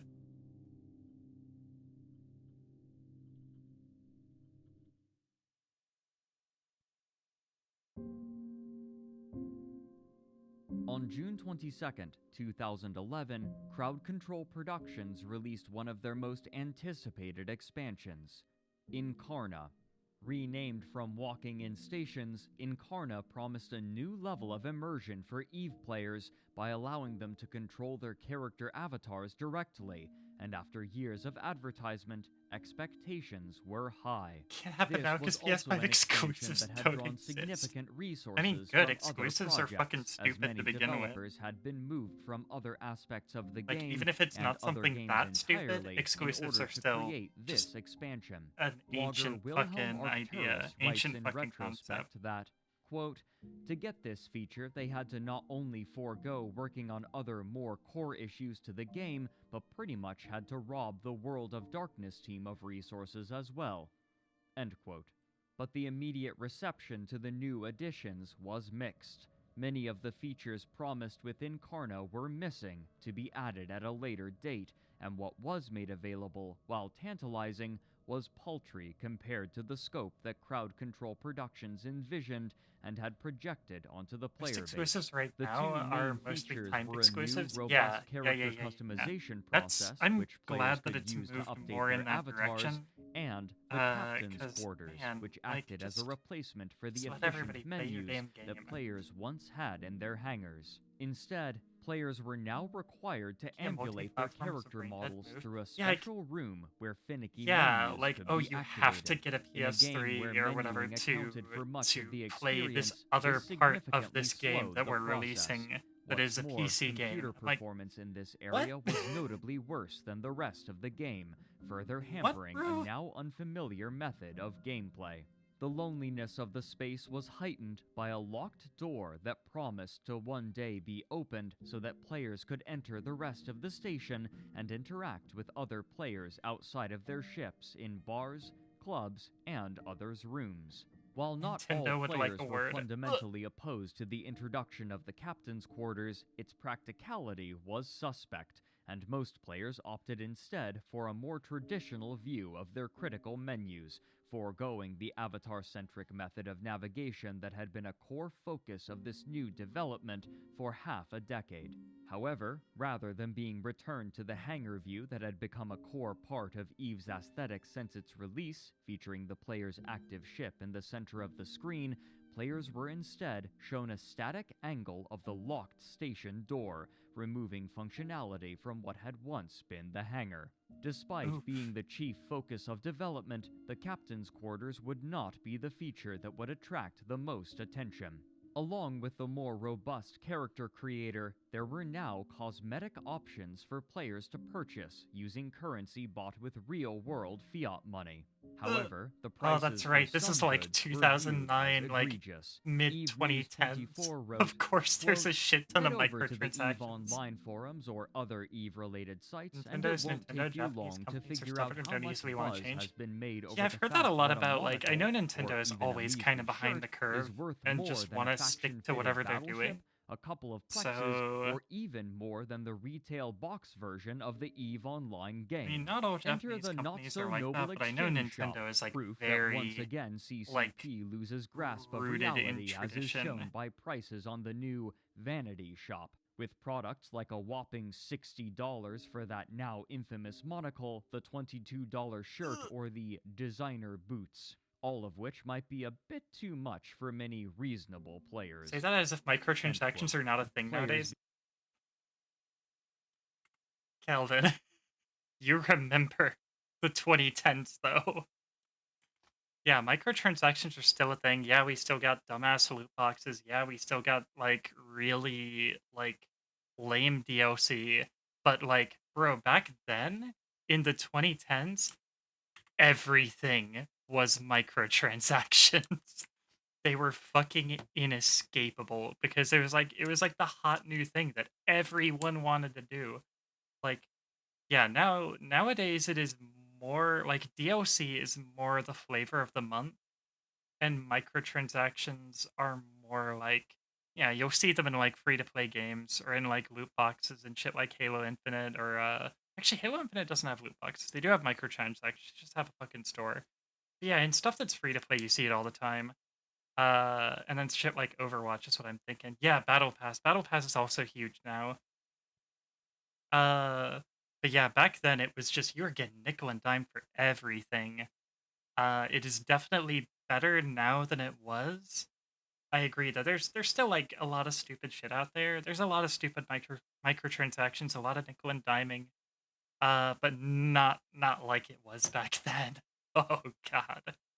Began generally expressing that this would only be the beginning of aggressive monetization on the part of Crowd Control Productions. Such suspicions were seemingly confirmed that same month when an issue of the internal company magazine Fearless was leaked, titled Greed is Good. The first page, written by the editor Perry Desai, reads in part, quote, "As a subscription-based golden goose, EVE needs to incorporate the virtual goods sales model to allow for further revenue. Revenue to fund our other titles. Revenue for its developer. You." A particular article, written by the company's principal game designer Kjartan Emilsson, discusses the way that player attachment to virtual goods can create capital. Quote, "An interesting aspect of selling experience and identity is that the actual action of paying for it can strengthen their perceived value. This is in many ways because of the way we are raised as consumers. We shop, therefore we are. Fashion is a beautiful example of this. When buying nice clothes, we might feel more desirable and confident, and in this way, the act of buying can actually be a factor to make your experience more meaningful or your identity stronger, and as such, it becomes more competitive with other alternatives. The act of buying is a powerful psychological pattern, deeply rooted in all of us, whether we like it or not. The pure Arf. subscription model for games, even though quite well suited for the selling of holistic experiences, takes little advantage of this part of human nature. Many players will actually voice the opinion that adding any kind of consumerism to such a game will ruin their experience. Those same players will buy Plex without any qualms to get instant access to that ship they just need to have right now. And they might even go as far as buying a $500 leather jacket that matches the one their avatar is wearing. A balanced approach should acknowledge consumerism as a powerful game design tool, amongst others, that we need to get familiar with, and that should be used carefully That and sounds with so messed up. respect to This is exactly like the kind of philosophy you would hear from like the fucking business heads at game companies, or at least like at publishers. Like, oh, we're under monetizing our player base. Like, we need to provide more commodification and experiences for people to enjoy. Like, in other words, we need to fucking nickel and dime everybody and squeeze people for their money. Those people who want that crack will definitely buy it. I mean, yeah, there's always gonna be every game's got its whales, and uh it's such a fucking bummer, dude. Anyway, create more yeah. enjoyable Thank God that experiences is and less. stronger identities Games as a for our service is a fucking players. thing. If successful, Yeah. this will result in their increased emotional attachment to our product and services for the benefit of all. Shut up, If not, man. we run the risk of sucking our customers dry and leaving their shriveled corpses by the side of the road to the benefit of none. Holy End shit. quote. The debate portion featured noticeably little debate. Both employees writing for the piece, who had been approached and requested to support a given side, espoused the value of virtual cosmetic sales for real money, disagreeing only on the measure of tangible in-game advantage that should be allowed for purchase. The writer for the yes portion, a game designer named Christopher Toberg, wrote about his experience with the player base and their opinions on the matter. Quote, I would like virtual goods sales in EVE. In fact, I'd like to sell a lot more than vanity items. Does this mean I'm an evil capitalist that, unless stopped, will cause the entire company to catch fire and be buried at sea by a secret team of Navy SEALs? I mean, Let's probably, hope yeah. not, although that's Wanted the me to help impression with I games get as a service sometimes model, when I just couldn't interacting do with it. our customers. Yeah, There is a pretty just overwhelming perception amongst just not EVE players great. that these changes are bad. I think they're brilliant, but our players don't. We're going to face an uphill struggle, and the reason many of us never talk about this publicly is that we'd be burned at the stake by the players. I don't really Wow, understand surprise, the surprise, logic your behind players it. don't want to End be quote. nickel and The dime. later part of the feature states that the Crazy. company was suggesting selling faction standings, an important limiting aspect of the game. Speaking of Dust 514, a header reads, Next summer, people will be flocking to play Dust 514. There will be an entrance fee, but we will make sure to also provide some proverbial free towels. We will be charging for the swimming goggles, though.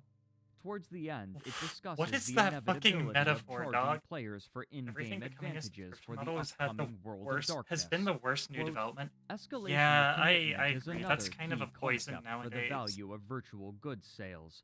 When a person has put time, effort, or money into something, she's more likely to be attached. Thank fuck If for players can indies. spend more money That's all I directly on can our say. game, Fuck their for enjoyment indies. will heighten, and they'll bond more strongly with it.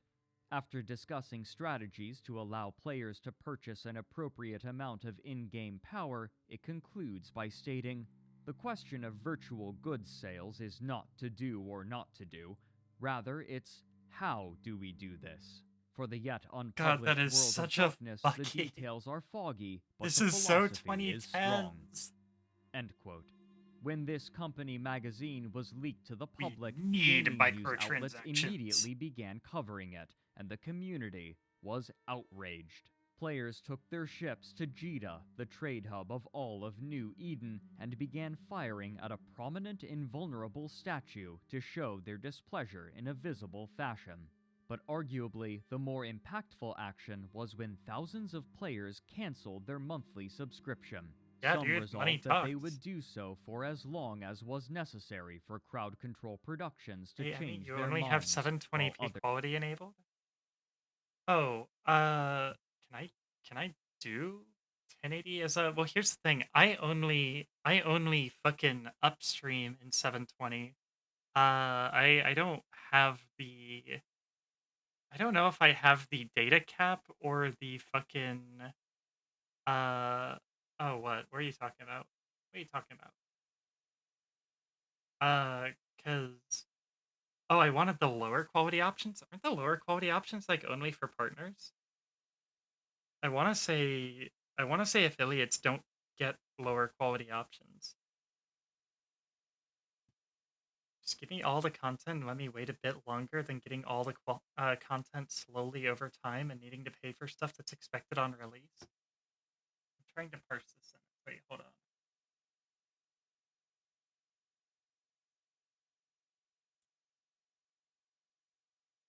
Oh, you talk about yeah, talk about like the fucking the live service models. Yeah. Yeah, it's only for select people. It is straight up like I think partners you start to get the options to downscale to like 360 or whatever. Oh wait, you could do it on dog stream? Man, hey, Mr. fucking Twitch. Mr. Twitch, let me fucking let Kelvin watch my stream in potato quality. decided that, with this new direction that the company was taking, the good days of EVE Online were over, and it was time to move on to other games, or from gaming entirely. When an internal letter Oh, so yeah, that right there, like, oh hey, the game company is trying to like fucking squeeze the money out of you with shitty microtransactions. Wow, a whole bunch of people cancel their subscriptions, and that gets a lot of recognition. Wow, surprise! Money talks. I feel like you used to be able to do that on your streams before, hence the 144p jokes. Maybe they. I don't know. I don't know if they like do it sometimes and don't do it others. Used to watch Dog on 144 because I needed to save data. Yeah, like I don't know if they like. I think they might have changed it recently. I don't remember. Uh, I don't know how Twitch handles this shit anymore. from CEO Hilmar Pedersen was leaked, stating that this reaction was to be expected and that the players were simply resisting change, the player base was only emboldened, and the You protests talk shit about your continued, player base, beginning like what will be known either as the Summer of Rage or the more reductive Monocle Gate, after the exorbitant price of the monocle cosmetic item in the store. Despite the hopes and expectations of company management, the protest showed no signs of stopping 4 months later, even after a discussion with the Council of Stellar Management. In an effort to placate their player base, Hilmar released a long apologetic letter which opened with plaintive prose. Quote, "Dear followers of EVE Online, the past few months have been very humbling for me. I've done much soul-searching, and what follows is my sincere effort to clear the air with all of you. Please bear with me as I find my way through. Don't The you guys have estrangement mobiles? from Yeah, don't you guys have CCP phones? that many of you have been feeling of late is my fault, and for that I am truly sorry.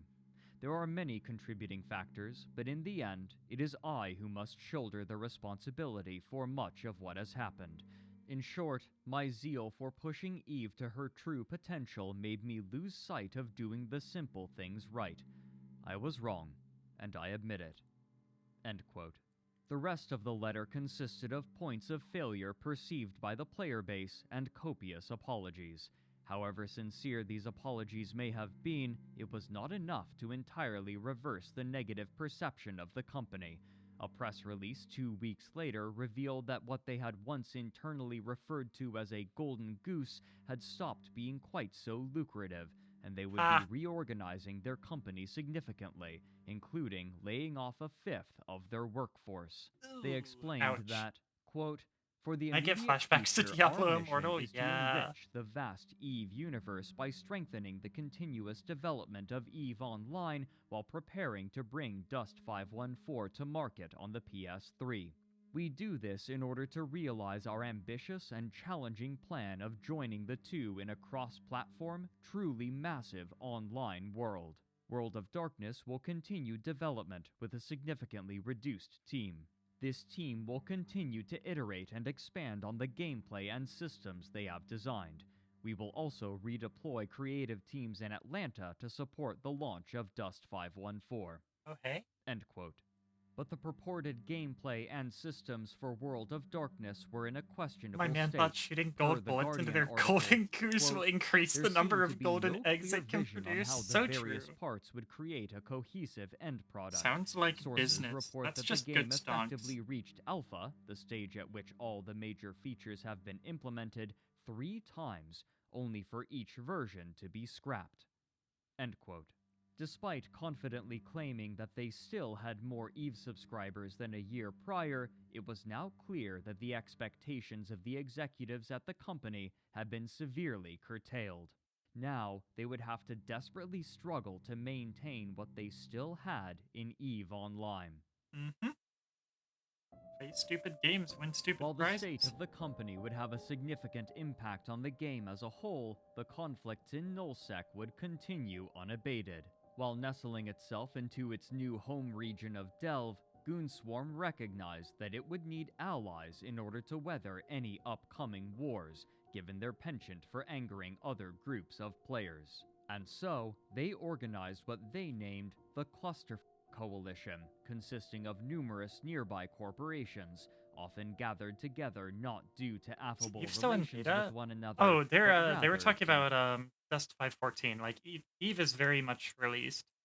But they're like constantly doing shit to it. I don't know. I'm not an Eve expert. I don't keep track of this game. I just read the funny news stories when someone does an oopsie and destroys $10,000 worth of ships. Also, the funny thing is I can't play Diablo Immortal in my country because gambling laws. Same as I can't gamble with Twitch points. Ah, you can't Twitch gamba? That's a shame. The Diablo thing, yeah, like there's a lot of countries that are cracking down on like loot boxes and like gotcha stuff. Which is probably for the best, honestly. If companies start to like realize that they can't implement like a loot box system without cutting themselves out of certain countries, ideally they're gonna move on to something that sucks a little bit less. Is a bummer you can't gamble with Twitch points though. That's just funny. to common enemies. The animosity between these groups is difficult to overstate. On the verifiable end of the spectrum, players would locate spies and, upon tracing their IP addresses, would publicly post their identifying information, including their full name and address, in order to threaten them. This became a common occurrence, for which certain leaders became known. Even more extreme allegations would arise over time, Very though normal their game. veracity is in question. For Loot example, boxes made in microtransactions even more 2009, the cancerous. Europe is Mittani trying wrote to an crack down on article it. for Same as they 10 tried to Ton crack down Hammer, already on in which AI. he stated, They're actively talking quote, about it. Let's fucking "About go. 2 years ago, Goonswarm was aiding our allies, Red Alliance, in the invasion of the Scalding Pass region against Lotka Volterra and their coalition. Lotka Volterra had unveiled one of the first titans against us to catastrophic consequences, and at the time these profoundly silly ships were nearly impossible to kill through legitimate in-game means. They were essentially invulnerable, with the only titans destroyed through catching the ship while the pilot was disconnected from the game. It was determined that the Enslaver and his Avatar-class titan had to go. I was approached by one of the leaders of Red Alliance to help make this happen, but almost immediately we were down the rabbit hole. Much to my surprise, the Hey, Red he Alliance said the thing. director didn't want in-game information from me. He wanted us to use the forensic resources of our intelligence agency to track down the enslaver's home address. At a coordinated time, armed with this information, a Russian alliance member would apparently cut the power to the enslaver's house in the real world, and in No Eve, fucking a Russian way. No fucking way, dude. That is fucking ridiculous.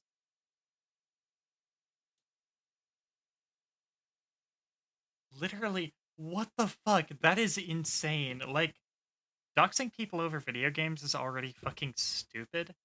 Uh, but I'm kind of, I guess I'm used to that happening. Like, I'm used to hearing about people getting doxed over fucking Siege or like Call of Duty or whatever. Still wrong, still incredibly bad, but literally having a fucking like guild member cut the power to their house in real life so that they can destroy a big powerful ship that the guy was flying. That's insanity.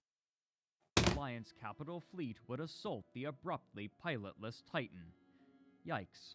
As one can imagine, I demurred, Yikes but the is Russian right. alliance director didn't want to take no for an answer, and I didn't fancy telling him that I thought he was completely insane. I said that I'd look into it, and that's when things began to get really crazy. Kugutsumen got involved. Kugutsumen is a French national living in Jakarta, Indonesia, who was convicted as a teenager in the early 1990s of freaking the FBI's conference call system and running up $250,000 in international calls. He copped a ban from CCP years ago for breaking the T20 scandal after penetrating the Band of Brothers director forums, but it seems the banning completely removed all restraint on his behavior regarding the game. He set up his own forum to cover the hidden news of EVE by publishing snippets from the forums of other alliances. Why didn't I have to deal with the Red Alliance trying to cut the power to the enslaver's house to kill his Titan? Because Kugutsumen, out of either idle curiosity or malice aforethought, traced the enslaver's IP addresses back to Iceland, confronted him on Lotka Volterra's TeamSpeak while under an assumed name, recorded the conversation, and then outed him as a GM and a CCP employee. End quote. But to What the the northeast fuck? in late 2011, the Russians Found the mythical Nether Fortress on Dog server? Hell yeah, I haven't really been into the Nether yet on Dog server. Usually I go in there pretty quick, but I just been building my funny house. I've just been building my funny house. I haven't bothered really working my way up to getting like fucking like specialized Nether materials or preparing for a wither fight or anything.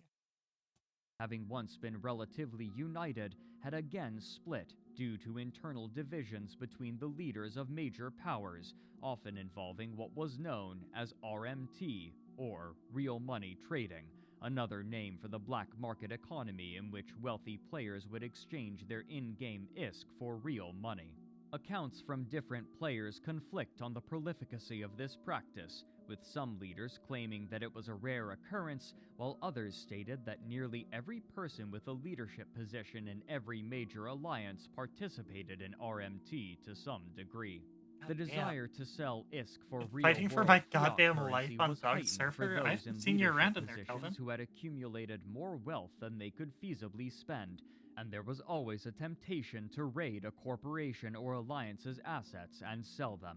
Many large alliances were making remarkable amounts of money by renting space controlled by the alliance to smaller corporations. An article for Gamer Tribute describes some of the conflicts of interest. Quote, certain players were rumored to make thousands of dollars in real life through RMT operations, which meant threatening renter space put real-life Yo, income just learning how to sources do at things in risk for Minecraft? some players. Yo, hit me up, Asti, if you ever want me While to, like, it's come impossible teach you to some say shit. for certain, I've the just been Russians fucking had a around in the reputation of evenings. I'm partaking in usually RMT free to hop far on more Minecraft. than other groups, which made a massive Have any heist time in other than July of weekend, it's such a insane- 2011 Yeah, only when you more got bitter. a busy A job trusted and and you can't well-known really leader get in in a all the time, Russian it's a lot corporation harder to get stole started. nearly 1 trillion ISK worth of goods and cash, Just gotta take including it slow. Oh, thank you for 2,400 the hydrate, plex bro. valued How you doing, alone Space? at approximately $42,000. This would not Hope you're stand, feeling better. I and saw the that you're Russian feeling sick. federations, who had once been relatively peaceful, fractured and declared war on one another. As these wars raged, fleet commanders began to experiment with wormholes as tactical tools, especially as an escape route in case a fight was going badly. However, given the relative unfamiliarity with wormholes, nullsec corporations would sometimes make grievous errors born from ignorance of this chaotic space. For example, after losing a fight, the elite members of Pandemic Legion, closely Movie night was affiliated with intense. Now I'm Mercenary free. Oh, yeah. Coalition, hid their heavy had a good battle movie night. fleet What'd you in a guys watch? wormhole. However, the combined mass of their ships was too great for the wormhole to remain stable, and it collapsed behind them. None of the 46 characters who made it through the wormhole was equipped with the probes necessary to navigate a way out of wormhole space, and so, with little knowledge of wormholes, they decided instead to simply destroy one another's ships and respawn back home. Elsewhere, the dissolving of familiar alliances meant that old enemies after the war were far more vulnerable, and wars began to break out all across Nullsec, with wild border adjustments on a regular basis. Not even Goonswarm was able to hold on to its prize of Delve. As these wars became larger in scope and game-related writing began to resemble more traditional news outlets, web traffic began to funnel into more professionally produced operations, but these outlets were often controlled by groups with special interests, most obviously the Mittani, a website owned and operated by its namesake, with writers creating all kinds of media. On November 13th, 2012, the blog Eva Gotta go for work. wrote, Good luck with emotes. quote, Thank you, Calvin. Have a "The good day at work. Mittani has killed Eve blogging. Why read through dozens of sites when you can just visit one? You get features, news, opinion, and the unquestionable loyalty of the largest single block of players in-game, fed daily through forum support that rivals none other. I've been approached 3 times to write for the Mittani. The first was back before it launched, and the most recent was by the very same Mark Scaris that now poses the question of what to do with these blogging features. It is no mistake that other community-involved bloggers are also involved in that site. By the way, I turned all 3 of those requests down flat. Personally, I can't support the Mittani or the goons behind him. I don't link to the site here, nor will I ever do so. That is a role-playing choice primarily. But it is also because I knew full well what that thing's coming meant. And here we are. And it is only natural. Things change, remember? Eve is getting close to being a decade old. It is as predictable as the sun rising and setting that eventually something like that site would appear." End quote. But while both media outlets for game news and the alliances in Nullsec were inexorably progressing toward a greater homogeneity, the players in wormhole space continued to establish themselves. Over time, they had discovered more and more about their chosen home, some facts being more esoteric than others, and this knowledge would turn this churning, chaotic hellscape into a verdant home replete with valuable minerals and friendly rivals. One of the most important habits adopted by early players was the mapping of wormhole space. Players from different corporations would be tasked with traveling through wormholes, taking note of what existed there, such as enemy bases or collectible resources, and sharing this information with the others, so that the immediate vicinity around their home system would be known, the connections spiderwebbing out, with some branches terminating back into normal K-space. Due to the transient nature of the wormholes, these maps would have to be updated constantly, and they were closely guarded so as not to be used against their makers. However, players quickly discovered methods by which they could, to some extent, control this space. By sending heavy ships back and forth through wormholes in just the right patterns, wormholes could be coaxed into collapsing prematurely while guaranteeing that no ship would be stranded on the far side, a practice known as rolling a hole. These tactics could be used both defensively Some of this and terminology aggressively. gets me. A corporation with access to a static hole could purposefully collapse it again and again, searching for targets. A static hole that linked to other wormhole space systems could serve as a way to search for new resource nodes from which to gather, or it could be a way to search for other corporations with whom to engage in affable combat for entertainment. But those outside of wormhole space came to know them for a different practice. If a wormhole corporation gained access to a nullsec static, then they could quietly use it to search for ripe targets. Once a proper target was spotted, a small raiding fleet would burst forth from the wormhole and begin raiding the surrounding space, destroying ships and looting until a response fleet could be organized. Given the relative power of nullsec corporations and the size and mass restrictions imposed by the wormholes, it was common for such response fleets to substantially outclass the raiding bands from the wormhole corporations, and so, upon sighting them, the raiders would retreat back through their wormhole, disappearing into the labyrinth.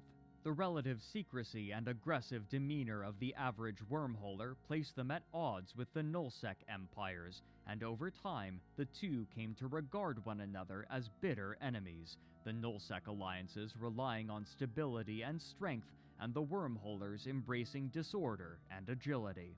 Despite the equalizing forces of wormhole space, it still harbored its own elite, and they tended to occupy the C6 wormhole systems, the most dangerous and also the most valuable. The higher class systems tended to have unique stellar bodies, such as black holes and pulsars, which could dramatically alter certain statistics about ships, making them even more difficult to assail, as their denizens would specialize their ships to utilize these peculiar features fully for defensive purposes, their ships funded by the valuable resources there and in the wormhole systems that tended to link to them. These larger corporations naturally became targets for others looking for a good fight. The most well-known example was the corporation Rooks and Kings, who delighted in discovering ways to push the game to its limits, and their French corporation, Guillotine Therapy, who primarily lived in wormhole space. Their YouTube series, named Clarion Call, attracted the attention even of those outside of the game, as their stories of frustrating the efforts of much larger corporations became legendary. In particular, they became known for a unique tactic: pipe bombing. By outfitting a small fleet of battleships with smart bombs and equipping defensive modules that allowed them to resist the particular kind of damage that the smart bombs produced, they could effectively destroy any intercepted enemy fleet while remaining mostly intact. This was made possible in part due to the rigid habits of fleet commanders in nullsec corporations, who were predictable enough for these strategies to continue to work for months. But even as great powers were establishing themselves, there was a new, unorthodox section of EVE Online growing faster than any other: the casinos. By sending ISK to trusted banker characters, players could exchange their in-game money for tokens to be used on gambling websites, much like chips at a real-life casino, and soon, players with vast stores of liquid assets and nothing else on which to spend them would gamble large amounts for entertainment. The money being funneled through these websites was massive and only growing day by day. But all of this was contingent upon Crowd Control Productions managing their game while simultaneously launching further games, something that would prove to be a titanic struggle.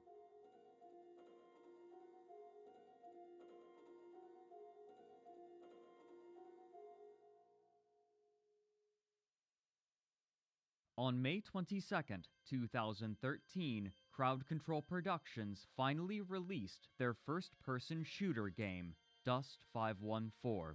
The game had been given limited beta releases throughout the previous year, but it was difficult to gauge what the final game would feel like after it was integrated into its parent game of EVE Online. But the nature of its existence made it difficult to penetrate.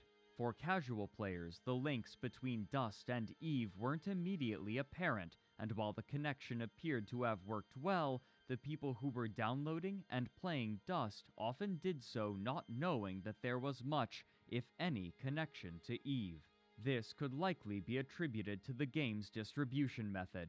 As the game was made free to play by download on the PlayStation 3, many first-person shooter enthusiasts downloaded it to test, with little further understanding or research, expecting familiar fare.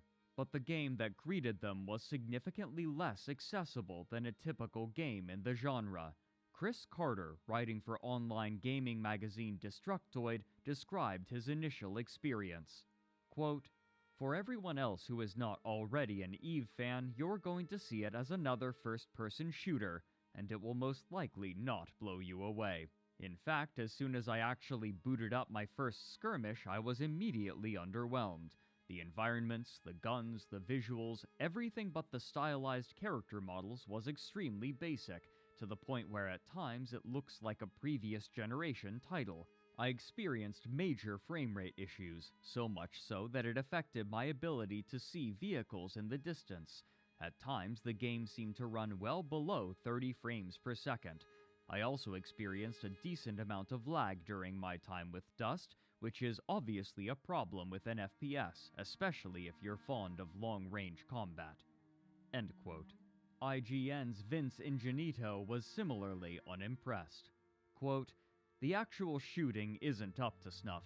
Similar games like Battlefield 3 succeeded by making it fun to fight both on foot and in vehicles, but Dust struggles to even make firing a gun feel right, much less vehicle combat. Now, I don't claim to be an expert marksman, but I had more trouble keeping my sights on target in Dust than in any FPS for the in hydrate, recent Becky. memory. Part of this is due to the mushy aiming controls, which are too sluggish for quick turns, yet too jumpy to track moving targets reliably. Sloppy, protracted firefights result, leaving my enemies and I to dance endlessly around each other, emptying our clips without scoring a kill.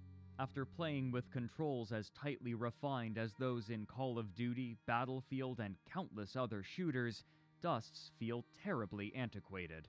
In fact, very little works or feels like it should in Dust 514.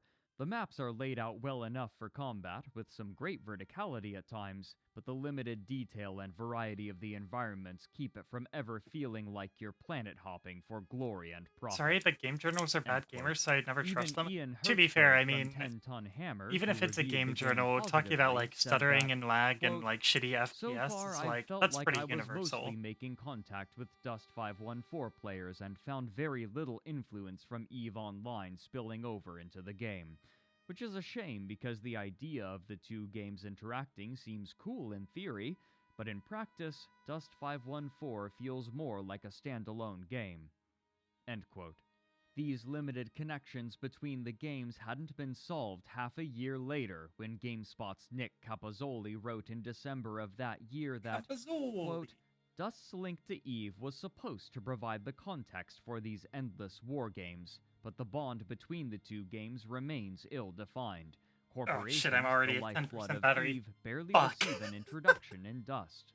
End Oh quote. no. The tepid reception of Dust 514 likely had a severe effect on the morale of employees at the company, who had watched 20% of their coworkers be laid off only a few years prior. Significant resources had been redirected from the highly anticipated World of Darkness MMO in order to complete this game, and with the severe impact that the Summer of Rage had inflicted upon the revenue of Crowd Control Productions, those who had been assigned to the project were nervous.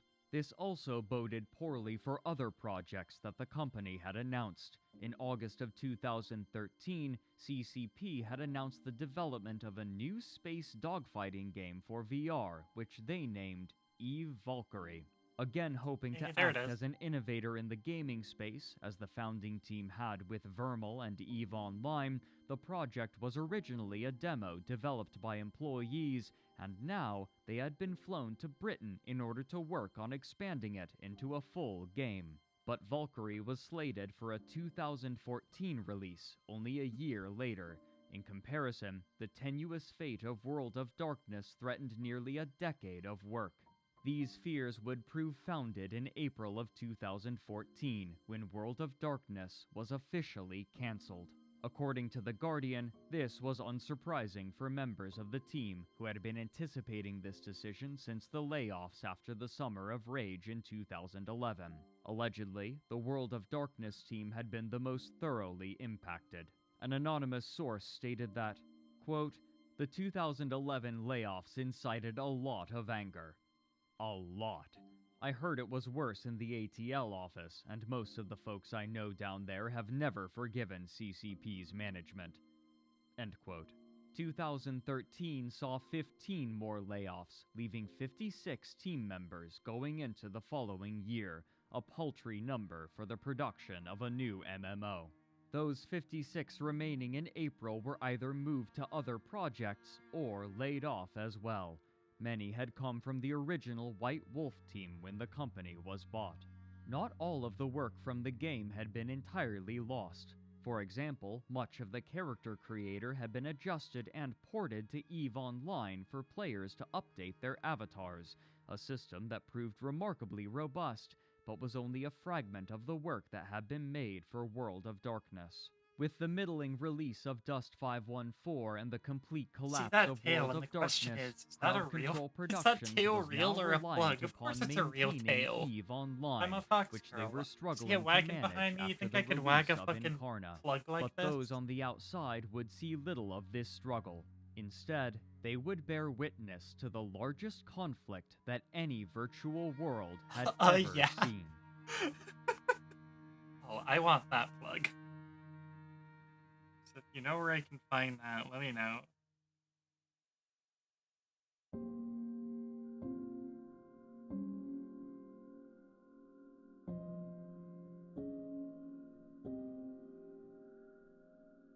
By 2013, the pattern of warfare in Nullsec had been established as a constant state of conflict punctuated by larger-scale wars between alliances and power blocks, and in October of that year, a new war roiled to life once again as Goonswarm's Cluster Coalition, or CFC as it was known, was expanding. Andrew Groen writes, quote, "The Cluster Empire now mirrored eerily the dominion of the former Band of Brothers at its peak, save for the fact it was a bit larger and more stable. For only the third time in New Eden's history, half of the Nullsec territories were controlled by a single organization of players united under a single ruler. As October 2013 came to a close, it was already becoming clear that a new block-level war would soon begin. By now, few were even surprised, as it was clear that in some respects, EVE was in the midst of a forever war. The individuals that made up these alliances could not be destroyed, and neither could their very real animosity for one another, which was compounding through the years." End quote. This animosity exploded in 2013 into what came to be known as the Halloween War. As the Russian coalition attempted to capture space in a border conflict, their allies in the CFC sent minor support, which quickly expanded into their entire supercapital fleet. Uniting to fight them, a massive group of Nullsec players gathered under the name N3PL and prepared for war. For 3 months, the war raged until January 27th, 2014, when an opportunity arose for the CFC. Due to a bug in the game's user interface, a bug in the servers, or a clerical error on the part of a player in N3PL, the payment required to maintain the sovereignty in the crucial staging system of BTAC R5RB failed, leaving an 8-hour window for them to assail the system before the Sino-jammers became active again and no further capital ships could be brought by the attackers. At first there was confusion, but even if it was a trap, the leaders of the CFC accepted it for what it was, an opportunity to strike at their enemies the likes of which they were unlikely to see again for the rest of the war. The call was made, and despite being off hours for the CFC, fleets were formed. Few had any conception of what was about to happen. Writing for Crossing Zebras, player Sindel Pellion wrote, quote, "The reports that were coming in were saying that this was a supercap fight. There was a lot of talk that it would not last that long. We just needed to drop TCUs again and try to regain control of the station. No one, not me, not anybody, could have known what the next 20-odd hours held." End quote. Together, the Cluster Coalition and the Russian Alliance gathered their fleets and jumped into the beachhead system of BTAC R5RB. On Twitter, Pro-God Legend, then leader of founding N3 member Noli Secunda, wrote about what was happening from Denver Airport as the two fleets danced around one another non-committally. Quote, "About 500 CFC players in system, all Dominic's battleships. N3PL jumped in Slowcats and Super Capitals off-grid. Dominic's is warped to Caps, then changed mind and bailed. And now it's a face-off, waiting for the fight to start. All fleets are in system, but not on grid with each other." End quote. The commanders of both fleets knew the location of the other in the system, but nobody fighting could see anything except for their allies, waiting tensely with the bright nebulas surrounding them. The appearances of the fleets were dominated by the massive Avatar-class Titans, whose silhouettes were immediately recognizable and were the most common of any of the Titans. The onus was on the attackers, and so, together, the CFC fleet warped to engage with the forces of N3PL. Given the amount of resources being invested in this battle, it was clear that if the goons could win this fight, then there would be nothing standing between them and total control of Nullsec. But even before the first shots were fired, there was a complication. In 2011, a mechanic to compensate for lag in heavily populated battles had been introduced, called time dilation. When a server was faced with a load too heavy for it to handle, rather than simply allowing lag to impact gameplay, time in the region would be slowed to allow the server to process all of the data moving through it. But since time was only slowed in the immediate vicinity of the battle, reinforcements could arrive far faster relative to the damage being dealt, and so, given that the passage of time in BTAC R5RB had been slowed to 10% of real time, the slowest possible, the battle rapidly grew, and given the strategic importance of the system, neither side Keep was taking willing medicine to that's not concede. fixing me. Feel Images better soon, and video Space. I quickly hope it's made just their like way it's just like a online, cold or even something, as the right? battle was It's nothing, raging, like, showing a terrible. kaleidoscope of colors and shapes dominated by the dark shadows of the Avatar and Erebus-class Titans against a backdrop of blue interdiction bubbles, which locked every ship inside of them into combat. The rate of escalation only quickened as time passed and players in the Americas were able to log into the game and join the battle, which was still raging hours later. By this point, thousands of players had already participated. Compared to their enemies, the goons easily had more players in the Americas, and soon, they outnumbered their opponents by a significant margin. After brawling for 12 hours, the final result was clear. The CFC would be the victors in this massive battle, which reportedly had over 7,500 participants at various points, with over 2,600 in the system concurrently at its peak. This latter number had only been eclipsed by another battle involving the CFC, in which they had smothered the Reddit-based Test Alliance in a battle involving 4,070 concurrently, but the result of that battle was a foregone conclusion, fought more for fun than any other reason. Comparatively, the battle for God, yes, stuck in the wash B-TAC-R5RB machine. was Oh, far no. more spontaneous, strategically vital, and uncertain. The question now was only how much N3PL could salvage. I read This about number some of would these prove far battles smaller on, than like, they hoped. Of the actual 72 fucking Titans that they gaming news fielded, sites. only 13 survived. Comparatively, the losses of the CFC were minuscule. Not only had the reserves of N3PL been broken, but so had their spirit during the 21-hour-long engagement. But from the outside, the conclusion looked significantly different. The introduction of Plex had given an approximate real-world exchange rate between in-game currency and real-world fiat currency, and when the damage was tallied and converted, the cost of the entire battle exceeded $300,000 US. This number was immediately attractive to news outlets, who printed simplified versions of the story to their bemused readers while sheepishly referring to the Cluster Coalition only by their acronym. Now, the goons were left with the largest empire in the game and the media attention to make them the unequivocal masters of EVE Online, and they would soon come to embody that status in a familiar way. But while the goons were ascendant, the company that made the game they had mastered was struggling with their other game, and despite how desperately they wanted success, it seemed continuously to elude them.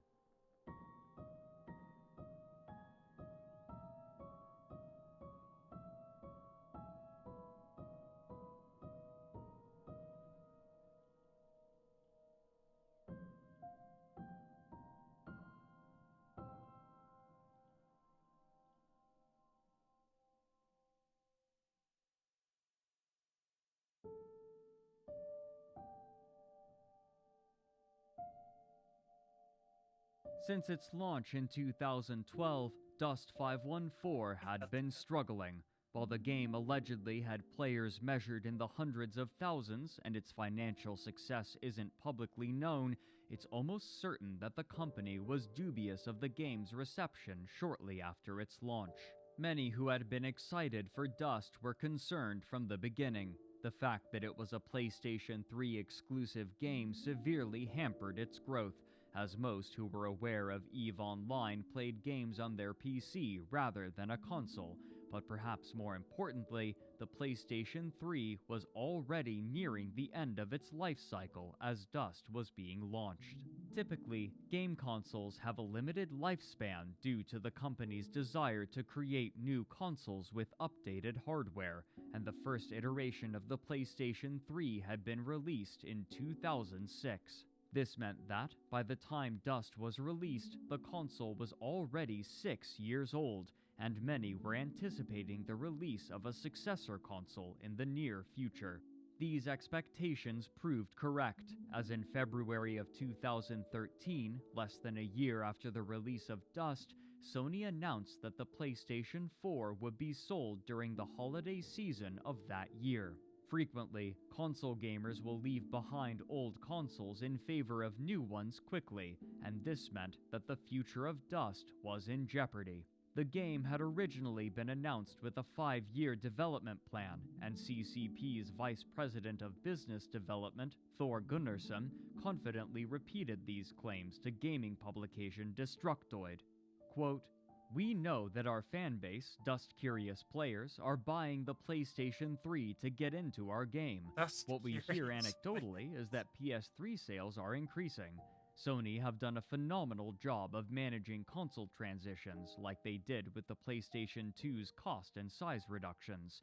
We can make the logical assumption that something similar will happen as the PlayStation 4 comes to market. If you look at the large third-party publishers, you'll see that Sony is not falling away from the PlayStation 3." End quote. The author of the article, Joseph Larray, added that, quote, "Still, CCP will eventually need to develop a PlayStation 4 version of Dust 514, link it to the PS3 version, and then tie both of them to Tranquility, the London-based server that governs everything that happens in the EVE universe. And they'll do it, ideally, with as little downtime as possible." End quote. This would require even more development time and effort, something that CCP were already struggling to manage after the failure of Incarna and the death of World of Darkness. The game itself was rife with issues to which players consistently referred as systemic and fundamental. For example, players could game the EVE integration by joining the opposite side and manipulating whether they won or lost, depending on what was more beneficial at the time in order to acquire territory. Xander Faina, writing for Crossing Zebras in June of 2013, discussed his problems further in his article, The Tragedy of Dust 514, in which he states, quote, "Dust had definitely caught my attention, and before I knew it, I was hooked in the hype. 4 years later, I wish they had just scrapped the entire project altogether."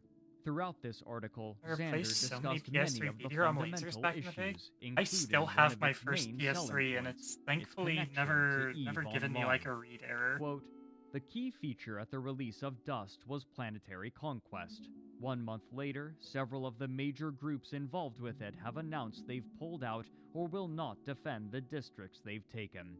Planetary Conquest, in a nutshell, took the worst aspect of EVE, structure grinding, and made it their key feature. The other key feature that was sold directly to the EVE Online audience was the ability for EVE ships to orbital bombard planets. When the feature was first revealed at FanFest 2012, there was a lot of excitement. It looked and felt cool. A year later, the orbital bombardment mechanic has been watered down. There are no launch codes, and you're limited to both the class of ship and waiting for ground teams to accumulate a certain amount of war points before you can launch a strike. The novelty wore off very quickly, and the interest EVE side plummeted. There have been a lot of complaints within the Dust community that the links to EVE need to be drastically expanded in order to attract more players. I disagree wholeheartedly. The game itself will never sustain a community if there aren't drastic improvements to even the most basic gameplay. The links will be meaningless if the game itself is terrible, and developing it on both games will be entirely wasted if either game is suffering. EVE is in a pretty healthy state. Dust is on life support. Forcing interactions between the two when one game is in trouble is a disservice to the other. End quote. Despite the company's confident public rhetoric, it appeared less confident when, a year later in May of 2014 at EVE FanFest, CCP announced that they had begun development on a new first-person shooter game with the working title of Project Legion. This game would be developed for the PC, in contrast to Dust's PlayStation 3 exclusivity. The opening of an article by Andy Kelly for PC Gamer made clear the broad reaction to the announcement, notably referring to Dust 514 in the past tense, despite the fact that the servers were still online and, as far as the gaming public knew, development for Dust was ongoing. Quote, Dust 514 was a PlayStation 3-only FPS set in the EVE universe. Its limitations and flaws were obvious. Now, CCP are bringing a reimagined version of Dust to PC with a greater focus on community, customization, and emergence. It's an attempt to marry the free-form, story-generating magic of EVE to a modern multiplayer shooter. Dust 514 and Project Legion share a common DNA, but Legion is a very different experience, says Jean-Charles Godachon, executive producer. It's a competitive shooter that takes place in a sandbox that mixes PvP and PvE. There's also a player-driven economy, which is really important. If you use the EVE name, you have to have an economy that's influenced by the players. It's all about loot, is how Godachon puts it. We're going to have these sandbox areas, planets that you'll drop into, where you'll see other players and an ambient threat. In high-security systems, where Concord are present to protect you, it's more of a social place. Here you'll go looting with AI-controlled drones trying to stop you. End quote. Even if CCP were unwilling to admit it themselves, the message to players of Dust 514, EVE Online, and the rest of the gaming public was clear. To the company, Dust was a failure, and the only question that remained was how long it would be allowed to continue. In the meantime, CCP was also driving excitement for their new VR game, EVE Valkyrie, and much like their other games, the visuals were attracting immediate attention and building anticipation. With this game, CCP were again attempting to entice the general gaming public into the EVE setting of New Eden, where they had failed before with their various other materials. These perceived failures were cemented when, in October of 2015, it was announced that CCP Games was selling White Wolf to another game publisher, Paradox Interactive, known for their intricate strategy and simulation games, such as Crusader Kings, Hearts of Iron, Europa Universalis, and Mountain Blade. Despite these struggles, by the mid-2010s, EVE Online had more subscribers than at any other point in its history. While the subscriber count would rise and fall with the breadth of warfare and peace, the overall trend was still positive, and even as players burned out on the game after long, brutal wars, many would inevitably return. Despite the lukewarm reception of many new features, the basic features of the game had seen continual improvement and well-received iterations, from server stability to graphics, and despite the age of the game and its poor new player experience, it continued to attract players due to its continual modernization. As it was, EVE Online still promised to provide CCP with continuous, reliable capital for the foreseeable future, and the company was intent on building out their library of games, and now that they had sold White Wolf, they resolved that it was time to focus on building out New Eden. This was reinforced by another release from CCP titled Gunjack, an arcade shooter for VR in which the player takes on the role of a gunner for a mining expedition in New Eden, protecting against pirates. While a relatively small release, it received positive reviews, but the mainstream gaming public seems to have spoken little about it. But as Crowd Control Productions seemed to be entering a new phase of their lifespan, so too was the world of EVE Online, defined largely by a single group of players whose clear ambition was to dominate all of New Eden. As you do.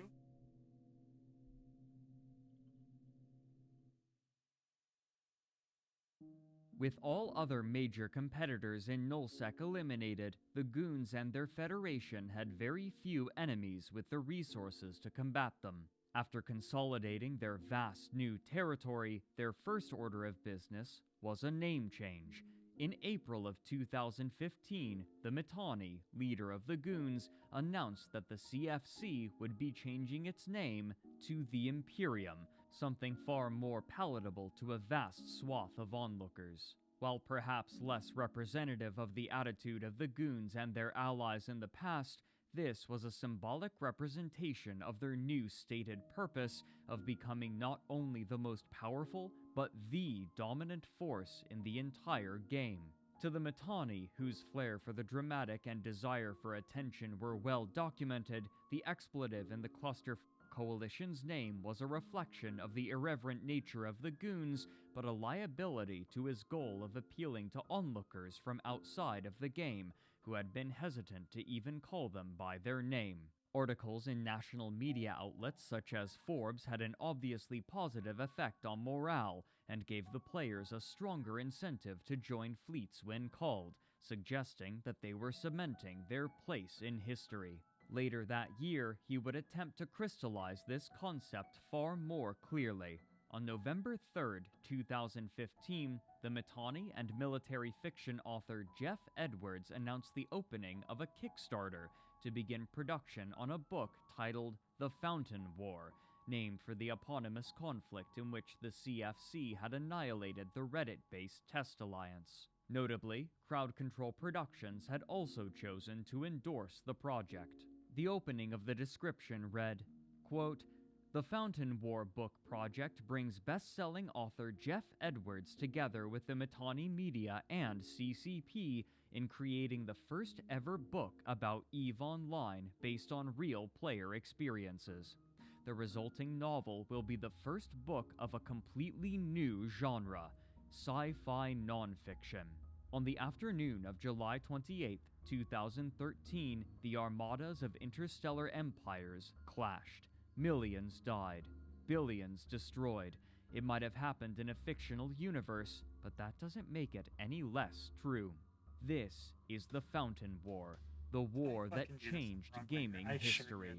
A galactic firestorm that culminated in the largest single battle in gaming history, the fall of 6VDT. It consumed the players of EVE Online, it astounded the worldwide gaming community, and it commanded the attention of the mainstream press. Rather than allow those memories and fascinating narratives to fade, we're going to immortalize those experiences by creating a world-class retelling of the Fountain War. A gut-wrenching thriller based on battle archives, in-game communication transcripts, and the testimonies of combatants from all sides of the conflict. Combining the remarkable writing talent of Jeff Edwards with the strength and support of CCP Games and the Mittani Media, This book is destined to captivate science fiction, action, suspense, and military fiction fans everywhere. End quote. The campaign was asking for $150,000, a number that seemed reasonable to those organizing the campaign. For years, the Goons have been taking sponsorships to push games besides EVE Online to the Alliance, business ventures that have proven lucrative to both parties. Similarly, this project would be pushed to their constituent members. But onlookers were dubious. The project's Kickstarter page included a writing sample near the bottom, and a piece of historical revisionism was already immediately apparent. Though they had been known as the Cluster. If I want to do another one, I gotta do it on PC. I gotta do one of the animated ones. And I don't know if I'm ready to do animated emotes today. I might do another art stream next week and work on I had like 2 or 3, I think 3 animated emotes. I want to do Blinkies, I want to do Wiggly, and then there's one other. I forgot what it was. So I think that'll be next time. 1 second. And let me make a note of where we're at. Okay, we're on section 20. We knocked out another like 2 hours of this documentary today. So I think we'll cap it there, and then maybe we'll finish it next time. Now, let us take a look at who is online. We can raid over to somebody. Let's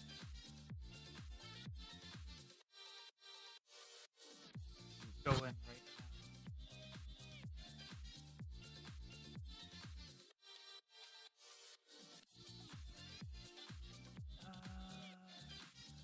Oh, AT's going. Oh shit. Oh, AT's doing some fucking Halo Infinite. Hey, have a good night, Asti. Thanks for stopping by. And thank you to everybody else who came to hang out, whether you're lurking or sitting in here with us right now. Appreciate you coming by, and I will see you next time. We're actually doing another stream tomorrow. We're going to be doing some more Mass Effect 2, and then we'll be doing more Mass Effect 2 on Friday. I am very, very drawn into Mass Effect right now. But next week I'm going to see about doing another art stream, and yeah. Let's see. Let's just do a, fucking funky emote raid. How about that? And if you don't have the channel emotes, then you can use the bottom emote. How about that? We're gonna go over and raid AT tonight. He's in here earlier. He's doing some Halo with Notes and Lee. So go give them some love. Go give them some support. And I will see you guys next time. Thanks for coming. Bye.